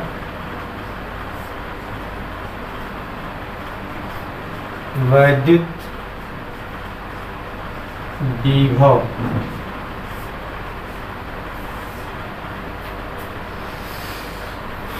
अब देखिए, वैद्युत द्विध्रुव के कारण जो विभव निकालते हैं वो हम लोग 3 स्थितियों में निकालते हैं। एक होता है अक्षीय स्थिति, एक होता है निरक्षीय स्थिति, और एक होता है कोई भी स्थिति। तो सबसे पहले मैं समझा दूं आपको विद्युत द्विध्रुव के कारण वैद्युत विभव 3 स्थितियों में निकाली जाती है। तीनों स्थितियों को मैं लिख के पहले अलग अलग समझा देता हूँ, फिर एक एक को ड्राइव किया जाएगा। तो पहली स्थिति होती है अक्षीय स्थिति। अक्षीय स्थिति। दूसरी होती है निरक्षीय स्थिति। निरक्षीय स्थिति। और तीसरा होता है किसी बिंदु पर, चाहे कोई भी स्थिति कह सकते हैं, किसी बिंदु पर। इसको मैं फिगर के माध्यम से समझा दूं आपको। ये हमारा विद्युत द्विध्रुव है। ऐसे विद्युत द्विध्रुव हम लोग बना लेते हैं। ये पॉजिटिव चार्ज, ये निगेटिव और एक पॉजिटिव, कोई एक निगेटिव कोई एक पॉजिटिव, इनके बीच का जो डिस्टेंस होता है उसको स्मॉल से 2l मानते हैं, स्मॉल 2l। और इसके बीचों बीच में एक लाइन ड्रा कर दिया जाए, बीचों बीच में द्विध्रुव, इसको द्विध्रुव का अक्ष कहते हैं। तो इस पर अगर कोई पॉइंट लेते हैं हम P, तो इसको कहा जाता है अक्षीय स्थिति में। अगर यहाँ पर हमको विभव निकालना हो, विभव एट P पॉइंट, तो हम कहेंगे कि द्विध्रुव की अक्षीय स्थिति में हम निकालने जा रहे हैं। ये अक्षीय स्थिति होती है। अक्षीय स्थिति का मतलब इसको सीधा रखिए और बीचों बीच से होता हुआ एक लाइन ड्रा करिए। उस लाइन पर अगर पॉइंट P को लेंगे तो हम यहाँ अगर विभव निकालेंगे तो कहेंगे यह विभव द्विध्रुव की अक्षीय स्थिति में है। अब निरक्षीय स्थिति की बात करें तो निरक्षीय स्थिति में क्या होता है कि हम लोग ऐसे बना लेते हैं द्विध्रुव को। ये माइनस चार्ज प्लस चार्ज, बीच की दूरी 2l होता है।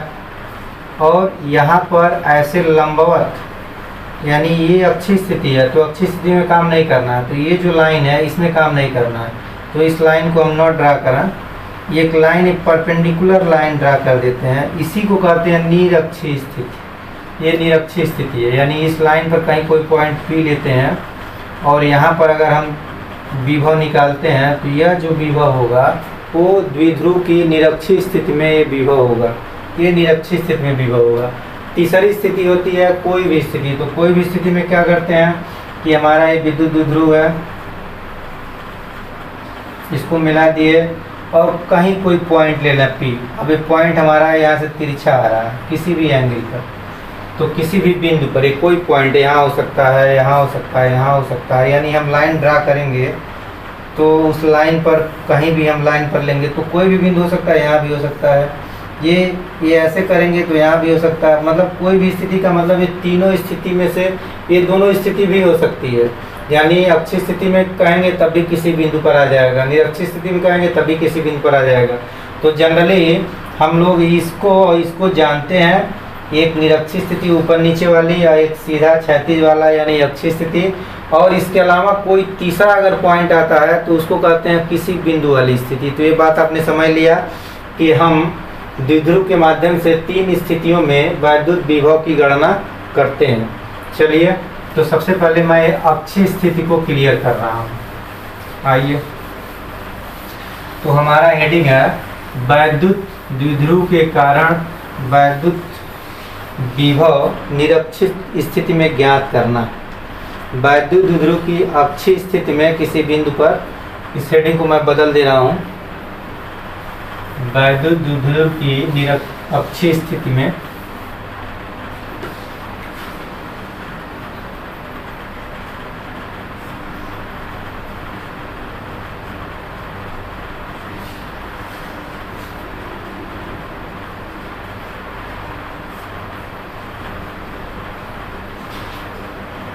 अक्षीय स्थिति में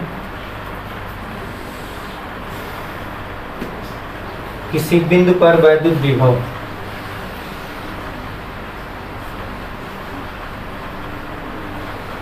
किसी बिंदु पर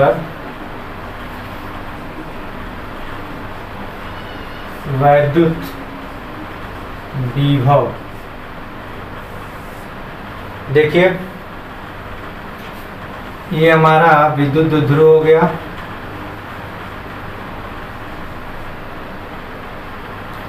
और इसके बीचों बीच में एक लाइन हम लोग ड्रा कर लेंगे, ये इसका एक्सिस है। इसी एक्सिस पर आगे की तरफ एक पॉइंट P लेंगे, यहीं पर हमको विभव ज्ञात करना है। इसको मान लिया जाता है माइनस क्यू प्लस क्यू, इसको ए पॉइंट, इसको बी पॉइंट, तो इसको मैं ए पॉइंट मान लेता हूँ, इसको बी पॉइंट मान लेता हूँ। ये माइनस क्यू चार्ज यहाँ रखा हुआ है, यहाँ प्लस क्यू चार्ज है, बीचों बीच में एक पॉइंट ओ है, ये दूरी यल होती है और ये दूरी भी यल होती है, टोटल दूरी 2l होती है।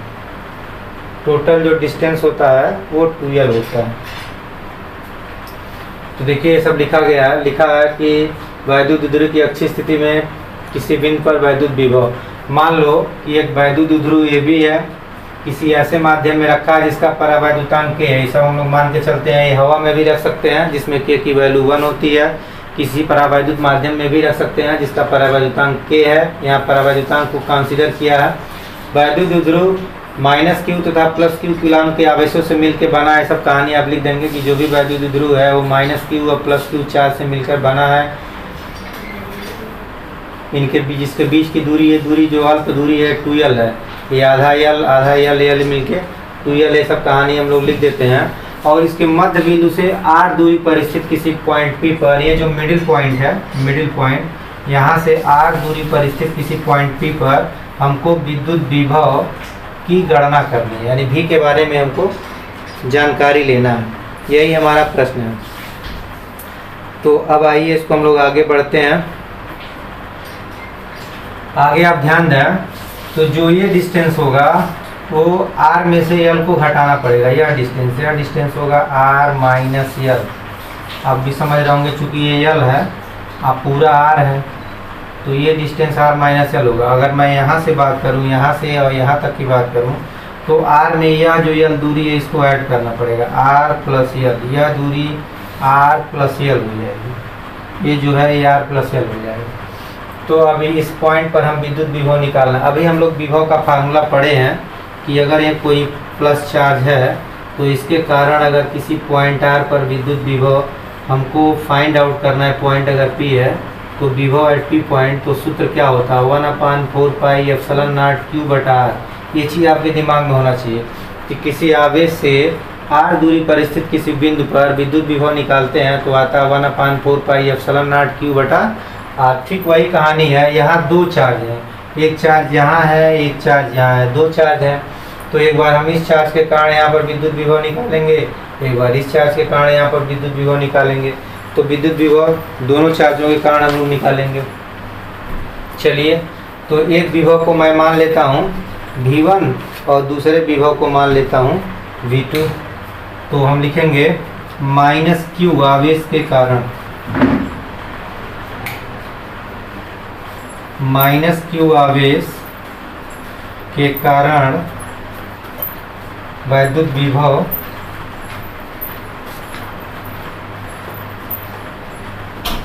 इसको मैं V1 मान ले रहा हूँ या V2 ही मान लिया जाए। पहले प्लस क्यू आवेश के कारण निकालना है क्योंकि उसका पॉजिटिव आएगा, इसको V1 मान लें। पहले प्लस क्यू आवेश के कारण, तो इसके आवेश के कारण जब यहाँ निकालेंगे तो यही फार्मूला हमारा लगेगा। क्या फार्मूला होता है, इसको मैं शॉर्ट में K लिख देता हूँ, इस कंप्लीट को K लिखा जाता है। तो मैं लिख दे रहा हूँ K, Q प्लस Q है तो चार्ज हमारा Q बटा ये डिस्टेंस, ये दूरी r होती है तो यहाँ हम लोग r लिखते हैं। ये डिस्टेंस हमारा क्या है, r माइनस एल। तो r माइनस एल मैं लिख दूंगा, इसको इक्वेशन नंबर 1 मान लेते हैं। अब लिखेंगे माइनस Q आवेश के कारण वैद्युत विभव V2 मान लिया जाए।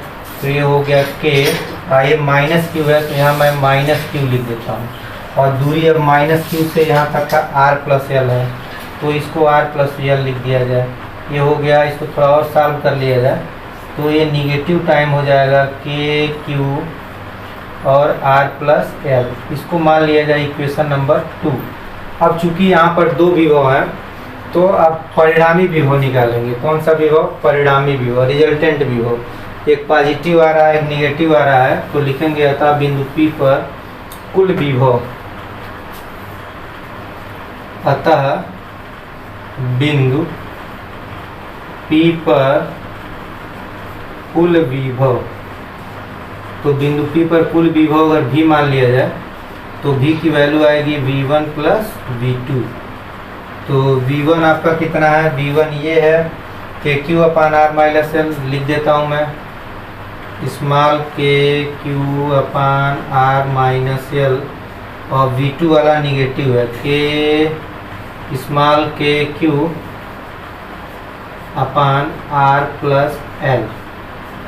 देखिए दोनों में के क्यू कॉमन है तो स्मॉल के क्यू कॉमन ले लिया जाए, 1 upon R minus L minus 1 upon R plus L. तो ये मिला हमको, तिरछी तिरछा अगर गुणा कर दिया जाए तो यहाँ से हमको मिल जाएगा v is equal to small K Q. ध्यान दीजिए ये r प्लस एल यहाँ जाएगा, इसका चिन्ह बदल जाएगा, यहाँ ट्रांसफर होगा तो ये माइनस हो जाएगा, ये प्लस हो जाएगा, तो हमारा r कट जाएगा, ऊपर होगा l और l 2l बटे एक कोष्टक में माइनस बी, एक कोष्टक में a प्लस बी, तो r का स्क्वायर माइनस l का स्क्वायर, ये चीज़ हमको मिलेगा।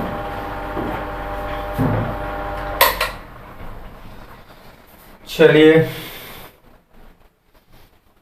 तो इसके बाद हम यहाँ आ जाते हैं, तो विभव बराबर हो गया हमारा के बाहर और 2l इंटू क्यू, इसको मैं एक साथ कर लेता हूँ, और नीचे R square minus L square. अब ध्यान दीजिए 2l into Q into 2l विद्युत द्विध्रुव का आघूर्ण होता है। आपको पता होगा कि P की वैल्यू आती है, P को कहते हैं विद्युत द्विध्रुव आघूर्ण, जिसकी वैल्यू आती है Q इंटू 2l। तो Q इंटू 2l को मैं P लिख दूंगा, तो K स्मॉल p, और नीचे देखिए, नीचे मैं L को छोड़ दूंगा। क्यों छोड़ दूंगा? क्योंकि L जो है बहुत छोटी दूरी होती है। विद्युत द्विध्रुव की यही परिभाषा है कि विद्युत द्विध्रुव में दो पॉजिटिव निगेटिव आवेश समान परिमाण के होते हैं और उनके बीच की दूरी अत्यंत अल्प होती है, यानी जो 2l दूरी है वो बहुत छोटी होती है। तो हम यहाँ लिख देते हैं कि r की तुलना में l बहुत छोटा है, तो l को छोड़ देते हैं। तो l को छोड़ देंगे तो नीचे हमारा r स्क्वायर माइनस 0 बन जाएगा, तो इसको छोड़ ही दिया जाता है। माइनस 0 का स्क्वायर लिख दें तो वो 0 हो जाएगा, तो मैं यहीं छोड़ देता हूँ। ये हमारा फार्मूला मिल जाता है, इसको यहाँ लिख दिया जाए तो विभव हो गया हमारा। के को मैं के का मान भर देता हूँ 1/4 पाई एप्सिलॉन नॉट और स्मॉल p अपान r का स्क्वायर। ये है निर्वात के लिए, यहाँ लिख दिया जाए निर्वात या वायु के लिए, निर्वात या वायु के लिए। अगर परावैद्युतांक के वाले माध्यम में रखेंगे तो यहीं के बढ़ा लेते हैं, 1/4 पाई एप्सिलॉन नॉट, नीचे के लिख देते हैं, p अपान r का स्क्वायर। तो ये हमारी वैल्यू फाइंड आउट होती है, मिलती है।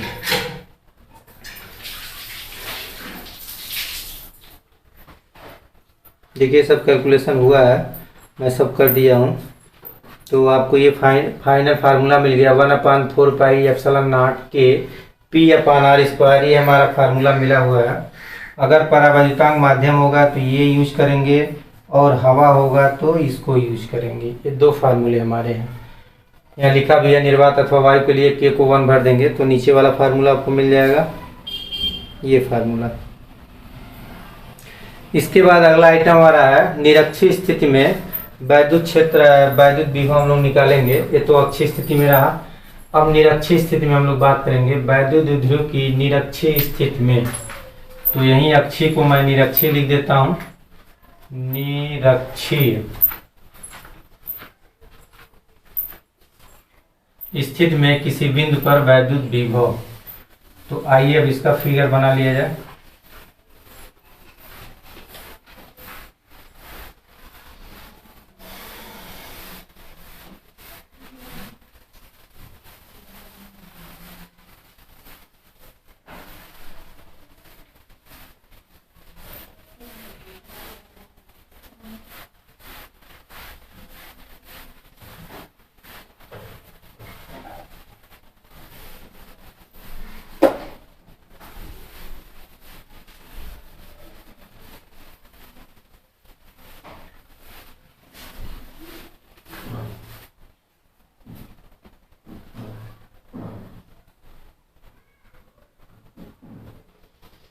चलिए, तो निरक्षीय स्थिति में क्या करते हैं हम लोग, ये वैद्युत द्विध्रुव हो गया, ये प्लस क्यू हमारा है और ये माइनस क्यू है।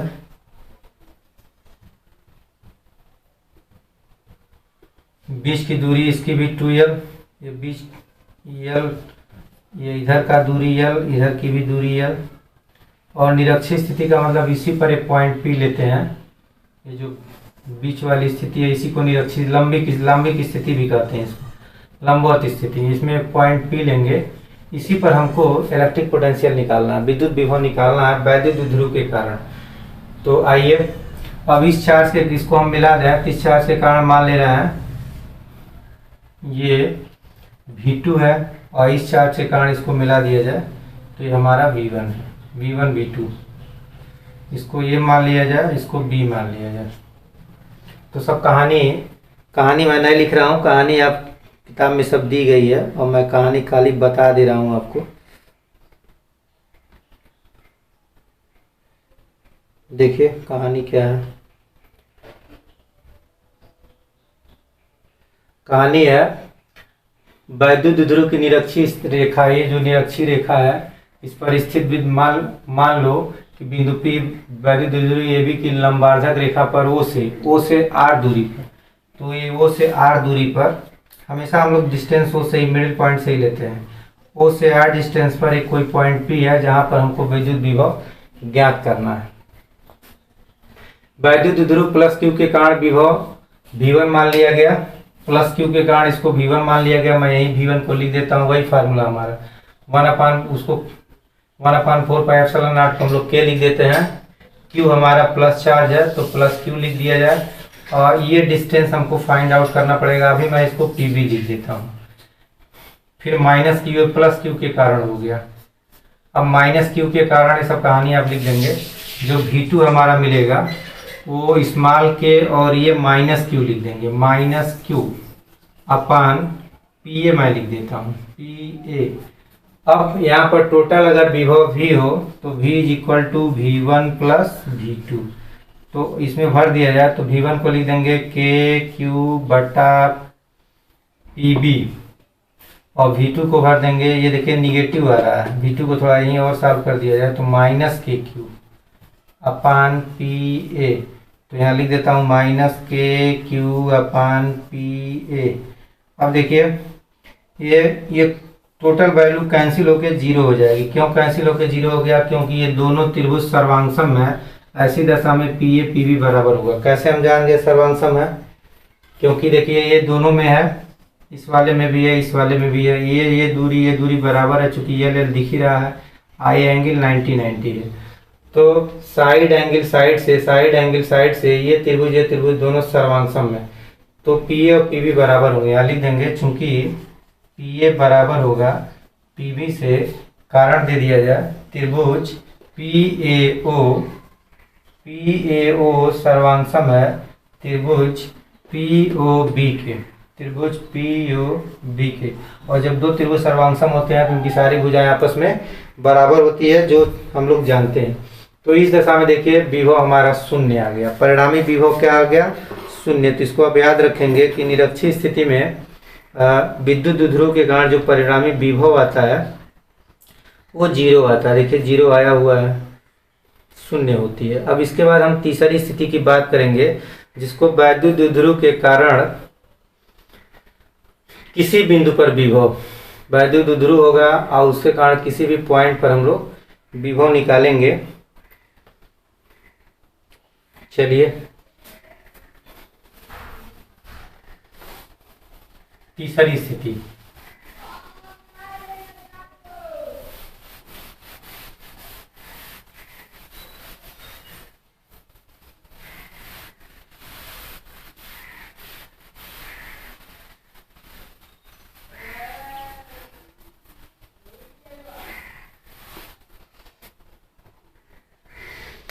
तो अब लिखेंगे वैद्युत द्विध्रुव के कारण किसी बिंदु पर विभव, कोई भी बिंदु हो सकता है, वो अक्षीय निरस्थिति स्थिति से मतलब नहीं है, किसी बिंदु पर विभव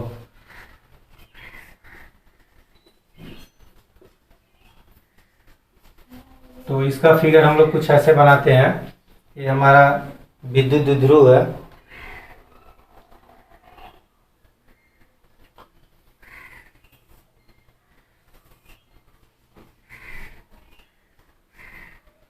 थोड़ा सा फिगर मैं बड़ा बना रहा हूँ। ये हमारा माइनस क्यू चार्ज और ये प्लस क्यू चार्ज, इनके बीच ये मिडिल पॉइंट है, तो इधर की ये दूरी यल हो जाएगी और इसको मैं बाहर लिख देता हूँ। ऊपर यल दूरी होगी, इधर भी यल दूरी होगी, और एक सिचुएशन लिया गया, कोई पॉइंट यहाँ इस पॉइंट पर लिया गया, तो इस पॉइंट से पहले हम लोग मध्य बिंदु को मिला देते हैं। यही आर दूरी पर हमको, आर दूरी है ये डिस्टेंस हमारा आर है, आर दूरी पर विद्युत विभव निकालना ओ से आर दूरी पर। तो एक हम लोग इसको ज्वाइन कर देते हैं। ज्वाइन क्यों करते हैं? क्योंकि विद्युत विभव हम इसके कारण निकालेंगे यहाँ पर, फिर इसके कारण यहाँ पर निकालेंगे, इसीलिए ज्वाइन करना हमारे लिए ठीक रहता है। यह पॉइंट ए है, यह पॉइंट बी है, और बिंदु पी पर हमको विद्युत विभव निकालना है। तो चलिए पहले कहानी देख लिया जाए। कहानी क्या है इसकी?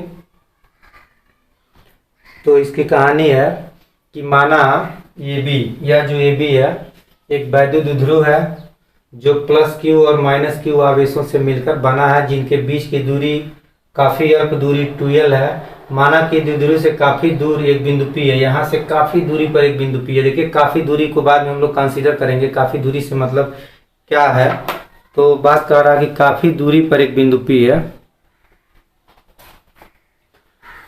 फिर कह रहा है कि जिस पर द्विध्रुव कारण वैद्युत विभव ज्ञात करना है, यानी ये काफ़ी दूरी पर, यहाँ से काफ़ी दूरी पर P है जहाँ पर हमको वैद्युत द्विध्रुव के कारण विभव ज्ञात करना है। माना P के ध्रुवीय निर्देशांक r थीटा है, जो P का पोलर कोऑर्डिनेट है वो r और थीटा है। r थीटा का मतलब शायद आप लोग जानते नहीं होंगे पोलर कोऑर्डिनेट के बारे में। पोलर कोऑर्डिनेट मैं थोड़ा सा डिस्कस कर देता हूँ। पोलर कोऑर्डिनेट में एंगल को कंसीडर करते हैं। जैसे इसका अगर पॉइंट निकालना है तो एक तो हम लोग कार्टेशियन कोऑर्डिनेट सिस्टम में ऐसे एक्स वाई कहते हैं, ऐसे एक्स वाई। अगर इसका पॉइंट निकालना है तो कहेंगे पॉइंट एक्स वाई होगा, यहाँ से लंब डाल देंगे तो दूरी एक्स आती है, यहाँ से इस पर लंब डाल देंगे तो एक दूरी वाई आती है। एक पोलर कोऑर्डिनेट होता है, तो उसको पोलर कोऑर्डिनेट को ऐसे डायरेक्ट हम लोग मिलाते हैं तो ये डिस्टेंस लेते हैं और ये एंगल थीटा लेते हैं। यानी जब भी कोऑर्डिनेट की बात की जाती है तो हमेशा दो चीज़ों को कंसीडर किया जाता है। हम एक्स वाई की बात करते हैं जिसको कार्टेशियन कोऑर्डिनेट सिस्टम बोलते हैं। निर्देशांक, इसको निर्देशांक कहा जाता है, निर्देशांक वाला बिंदु। एक पोलर कोऑर्डिनेट में जिस भी पॉइंट का निकालना होता है उस पॉइंट से हम डायरेक्ट एक डिस्टेंस लेते हैं और एक एंगल लेते हैं। तो ये दूरी हमारा r है और ये एंगल हमारा थीटा है। तो इसके आधार पर हम इस डिस्टेंस और इस डिस्टेंस को फाइंड आउट करने का कोशिश करेंगे। इसके लिए थोड़ा सा गणित का काम कर लिया जाए। इसको मैं आगे बढ़ा दूं, ये बीच वाली लाइन को, और बीच वाली लाइन को आगे बढ़ाते हुए यहाँ से मैं एक लंब डाल दे रहा हूँ 90 डिग्री, और यहाँ से एक इस पर लंब डाल दिया जाए ये 90 डिग्री। तो अब ध्यान दीजिए, थोड़ा सा इसको ठीक कर देते हैं, ये 90 डिग्री।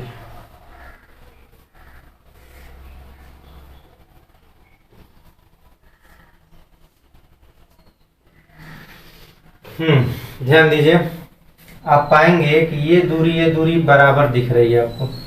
यहाँ से यहाँ तक की दूरी, ये जो दूरी है वो इस दूरी के बराबर होगा। तो हम लोग क्या करेंगे कि इस दूरी को निकाल लेंगे, वही ये दूरी मान लेंगे, दोनों दूरी बराबर होगी। क्यों दूरी बराबर होगी?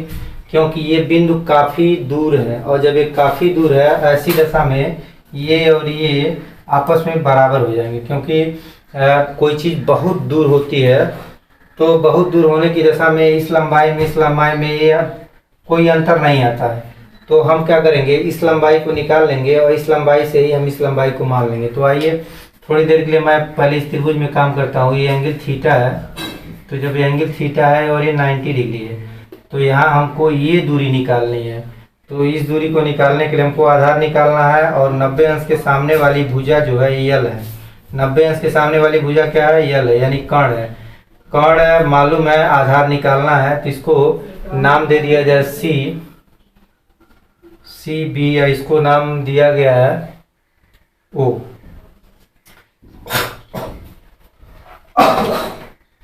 सॉरी, तो त्रिभुज सीबीओ में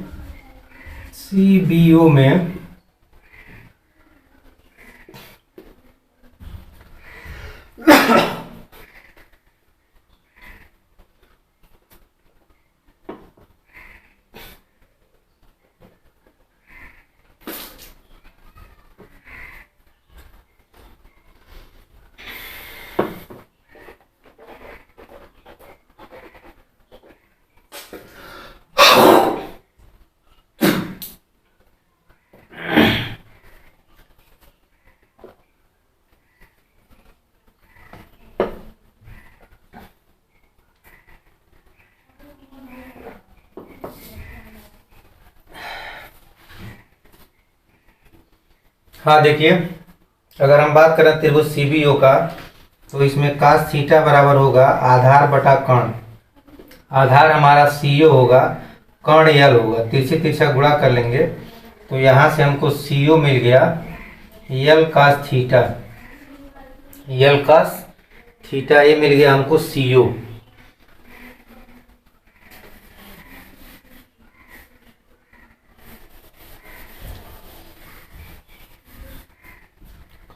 इसके बाद इस त्रिभुज में बात किया जाए तो जब ये एंगल थीटा है तो ये एंगल भी थीटा होगा, और ये 90 यहाँ भी ये यल कास थीटा ही आएगा, क्योंकि ये दोनों त्रिभुज सर्वांगसम है, तो ये भी यल कास थीटा हमको मिलेगा। तो अब आइए हम इस दूरी की बात करते हैं, पीसी दूरी। तो पीसी जो दूरी होगी पी से लेकर सी तक, ये पीओ में से सीओ घटा देंगे। हम क्या करेंगे, पीओ में से सीओ घटा देंगे। तो पीओ कितना हमारा है, पीओ आर है। सीओ कितना है, सीओ हमने निकाल चुके हैं, यल कास थीटा। चलिए यल कास थीटा, तो पीसी दूरी निकल गई। जब पीसी दूरी निकल गई तो इसलिए पीबी भी इतना ही होगा, पीबी भी हमारा R minus L cos theta होगा।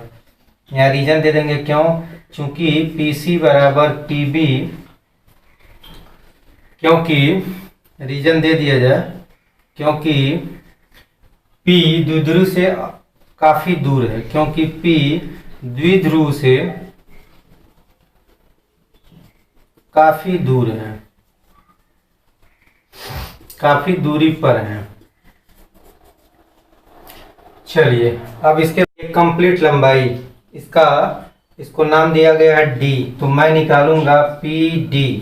अब PD की हम बात करेंगे, तो PD जो हमारा होगा वो PD हमारा R में यल कास थीटा को जोड़ देंगे, यानी PO plus OD। PO plus OD, PO कितना हमारा है, तो PO हमारा R है, तो R लिख दूंगा। OD कितना है, OD यल कास थीटा है, तो R plus L cos theta. अब देखिए, अब PD को ही हम PA लिख देंगे। PD को क्या लिख देंगे, PA। यहाँ रीजन वही दे देंगे ऊपर वाला कि PD बराबर होगा PA के, क्योंकि P द्विध्रुव से काफी दूरी पर स्थित है, वही रीजन। अब इतना यही हमारा मेहनत का काम है। इसके बाद हमको करना क्या था, वास्तव में जो कहानी है वो हमको यहाँ पर विद्युत विभव निकालना है। इस प्लस क्यू के कारण क्या होगा यहाँ विद्युत विभव, और माइनस क्यू के कारण यहाँ पर क्या होगा। तो हमारी मेन जो कहानी थी ये दूरी निकालना था, पीए और पीबी। ये पीए और पीबी निकालने के लिए हमने सब मेहनत किया। तो कुछ नहीं करना है हमको, पीबी निकालने के लिए हम पीसी निकाल लेंगे, जो पीसी हम निकाले हैं, और पीए निकालने के लिए हम पीडी निकाल लेंगे, क्योंकि पीए और पीडी आपस में बराबर होगा। इसी तरह पीबी और पीसी आपस में बराबर होगा। तो ये सारी दूरी निकल गई। अब हम मान ले रहे हैं कि प्लस क्यू के कारण, अगर प्लस क्यू के कारण सब आप लिखेंगे, विभव अगर V1 हो तो विभव का फार्मूला होता है small K Q plus Q upon distance. Distance का मतलब पीबी मैं यही छोड़ देता हूँ, और माइनस क्यू के कारण जो विभव होगा V2 मान लिया जाए, तो वो होगा स्मॉल के माइनस क्यू, यहाँ माइनस लिखना पड़ेगा हमको चूंकि ये निगेटिव क्यू है, तो minus Q upon P A समीकरण नंबर मान लिया जाए 2। अब टोटल विभव अगर हमारा V है तो V होगा V1 प्लस V2। तो V1 हमारा आ गया है के क्यू तो कॉमन ले लिया जाए, तो यहाँ से 1 अपान पी ए, यहाँ माइनस टाइम 1 अपान पी, पहला पी बी और दूसरा पी ए। तो यहाँ तक बात समझ में आ गई। चलिए मैं इसको अब इरेज करता हूँ।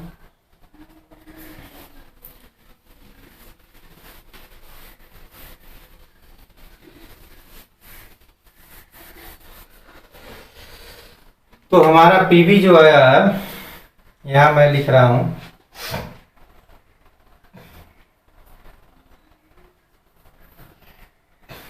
के और क्यू बाहर और 1 अपान पीबी, इसको मैं तिरछा गुणा भी कर ले रहा हूँ, बाद में मान रखूंगा। तो ये पी ए यहाँ चला जाएगा, पीबी यहाँ चला जाएगा। और नीचे हो जाएगा पी ए गुड़े पी बी। सब एक गणित है, समझिए, कोई दिक्कत नहीं है, सिर्फ कैलकुलेशन, आपको गणित का कैलकुलेशन सिंपली करना है। पी ए हमारा है, पी ए हमारी ये डिस्टेंस है जो आया है R plus L cos theta. P A की वैल्यू निकल चुकी है R plus L cos theta. यहाँ मैं लिख देता हूँ माइनस पी बी की value R minus L cos theta. और नीचे दोनों का गुणा जब करेंगे तो एक कोष्ठक में प्लस वाला एक कोष्ठक में माइनस होगा वाला, तो होगा R square minus L cos theta का वर्ग। आप समझ रहे होंगे। चलिए, तो यहाँ से v की वैल्यू हो गई के क्यू। यहाँ से देखिए आर आर कट जाएगा, एल कास थीटा है, वी एल कास थीटा, तो 2 टाइम एल कास थीटा। और नीचे R square minus L square cos square theta. तो v की वैल्यू आ गई के क्यू। अब इसको थोड़ा ठीक कर दिया जाए। 2l into Q, 2l into Q को हम एक साथ ले रहे हैं, जो p में ट्रांसफर हो जाएगा, k रहेगा और कास थीटा भी हमारा रहेगा। और नीचे देखिए आर और एल में हमने इसके पहले कंसिडरेशन लिया था कि एल बहुत छोटा है, तो एल को शून्य कर देते हैं, एल को छोड़ देते हैं, शून्य एक्चुअली कर देते हैं, तो ये जीरो हो जाएगा। तो हम लिखेंगे चूंकि आर की तुलना में एल बहुत छोटा है, इसलिए एल को जीरो मानने पड़ते हैं। यहाँ जीरो भरेंगे तो खत्म हो जाएगा, नीचे होगा सिर्फ आर का स्क्वायर। फिर मैं यहाँ आ जाता हूँ तो बी की वैल्यू हो गई के, ये जो के लिखा हुआ है। और 2l को फार्मूला होता है स्मॉल पी, ये स्मॉल पी का फार्मूला है कॉस थीटा आई एस के साथ, और नीचे आर का स्क्वायर। तो ये हमारा फार्मूला हो गया। इसी के को हम लोग चाहें तो इसको पुटअप कर लें, 1/4 पाई एप्सिलॉन नॉट, ये स्मॉल के की वैल्यू होती है। बाकी है पी कॉस थीटा, नीचे आर का स्क्वायर, ये हमारा फार्मूला है किसी भी बिंदु के लिए। तो ये किसी भी बिंदु के लिए ये विद्युत द्विध्रुव के कारण किसी बिंदु पर विभव निकालने का ये हमारा सूत्र है। चलिए, अब देखिए इस सूत्र से हम दोनों काम को कर लेते हैं, चाहे वो अक्षीय स्थिति में बात करें। जब अक्षीय स्थिति में बात करते हैं तो ये थीटा जीरो हो जाएगा। जब थीटा जीरो होगा तो ये जो पी बिंदु है इस लाइन पर आ जाएगा, इस लाइन पर। यहाँ थीटा को जीरो अगर भर दिया जाए तो हमारा अक्षीय स्थिति आ जाएगा। थीटा जीरो अक्षीय स्थिति को बताता है, अक्षीय स्थिति। देखिए अभी अक्षीय स्थिति का फार्मूला इसी से आ जाएगा, क्योंकि थीटा को जीरो भरेंगे तो cos जीरो का मान 1 होगा, तो क्या मिलेगा हमको 1/4 pi epsilon naught P upon R square. ये अक्षीय स्थिति वाला मिल गया। और निरक्षीय स्थिति की बात करें तो थीटा को 90 भर दीजिए, क्योंकि ये एंगल जब 90 होगा तो निरक्षीय स्थिति हो जाएगी। ये पी जो है इस लंबवत वाली लाइन पर आ जाएगा जब थीटा को 90 करेंगे। और जब थीटा को 90 भरेंगे तो cos 90 शून्य होता है, तो पूरी वैल्यू जीरो हो जाएगी। यानी थीटा बराबर 90 तो निरक्षीय स्थिति, और निरक्षीय स्थिति में विभव का मान क्या होता है, जीरो होता है। तो ये किसी भी स्थिति में अगर हमको याद है तो हम दोनों स्थितियों में अपना काम कर सकते हैं, कोई दिक्कत नहीं है। चलिए, तो ये हमारा सवाल ये हमारा ठीक हो गया। इसके बाद अगला आइटम हमारा है यह है कि एक बिंदु आवेश Q1 है, कोई बिंदु आवेश Q2 है, इसी तरह और भी हैं, Q3 है, Q4 है, Q5 है, Qn मान लिया जाए। तो इनके कारण किसी पॉइंट पर कोई पॉइंट ऐसे लिया जाए, कोई पॉइंट P, तो इसके कारण क्या यहाँ विभव होगा, इसके कारण क्या होगा, इसके कारण क्या होगा, इसके कारण क्या होगा। तो हम लोग क्या करते हैं कि सिंपली जोड़ लेते हैं। मान लिया जाए Q1 के कारण जो विभव है वो V1 है, Q2 के कारण विभव V2 है, Q3 के कारण V3 है, Q4 के कारण V4, इसी तरह और भी है Vn। तो ये सिंपली फार्मूला से हम लोग चूंकि विभव स्केलर क्वांटिटी है, वेक्टर क्वांटिटी नहीं है, तो कोई दिक्कत नहीं है जोड़ने में, सीधा सीधा जोड़ लेते हैं, कोई दिक्कत नहीं है। यहाँ KQ बटा Q1 से R1 दूरी मान लिया जाए, Q2 से R2 दूरी पर पॉइंट P है, Q3 से R3 दूरी पर है, Q4 से R4 डिस्टेंस पर है तो KQ बटा R1 यही होता है हमारा फार्मूला। फिर KQ बटा R2, KQ बटा R3, KQ ऐसे चलता रहेगा बटा R4 एंड सो ऑन चलता रहेगा। सब में से हम KQ कॉमन निकाल लेंगे, K और Q, तो मिला हमको 1/R1 plus 1/R2 plus 1/R3 and so on चलता रहेगा 1/RN ऐसे हमको मिल जाएगा। तो ये हमारा केवल एक फार्मूला है, दिमाग में आप रखेंगे। तमाम बिंदु आवेश हों और सभी के कारण किसी बिंदु पर अगर हमको वैद्युत विभव निकालना है तो हमको दूरी पता होनी चाहिए, आवेश पता होना चाहिए। सिंपली हम लोग जोड़ देते हैं अदिश स्केलर नियम से, केवल जोड़ दिया जाता है, हमारी कहानी सॉल्व हो जाती है। इसके बाद अगला आइटम हम लोग का है, लेकिन मैं चाह रहा हूं कि इसको आज यहीं समाप्त करना, फिर हम लोग नेक्स्ट वीडियो में नेक्स्ट आइटम को देखेंगे। तो आज मैं वीडियो को यहीं समाप्त करता हूं। बहुत बहुत धन्यवाद।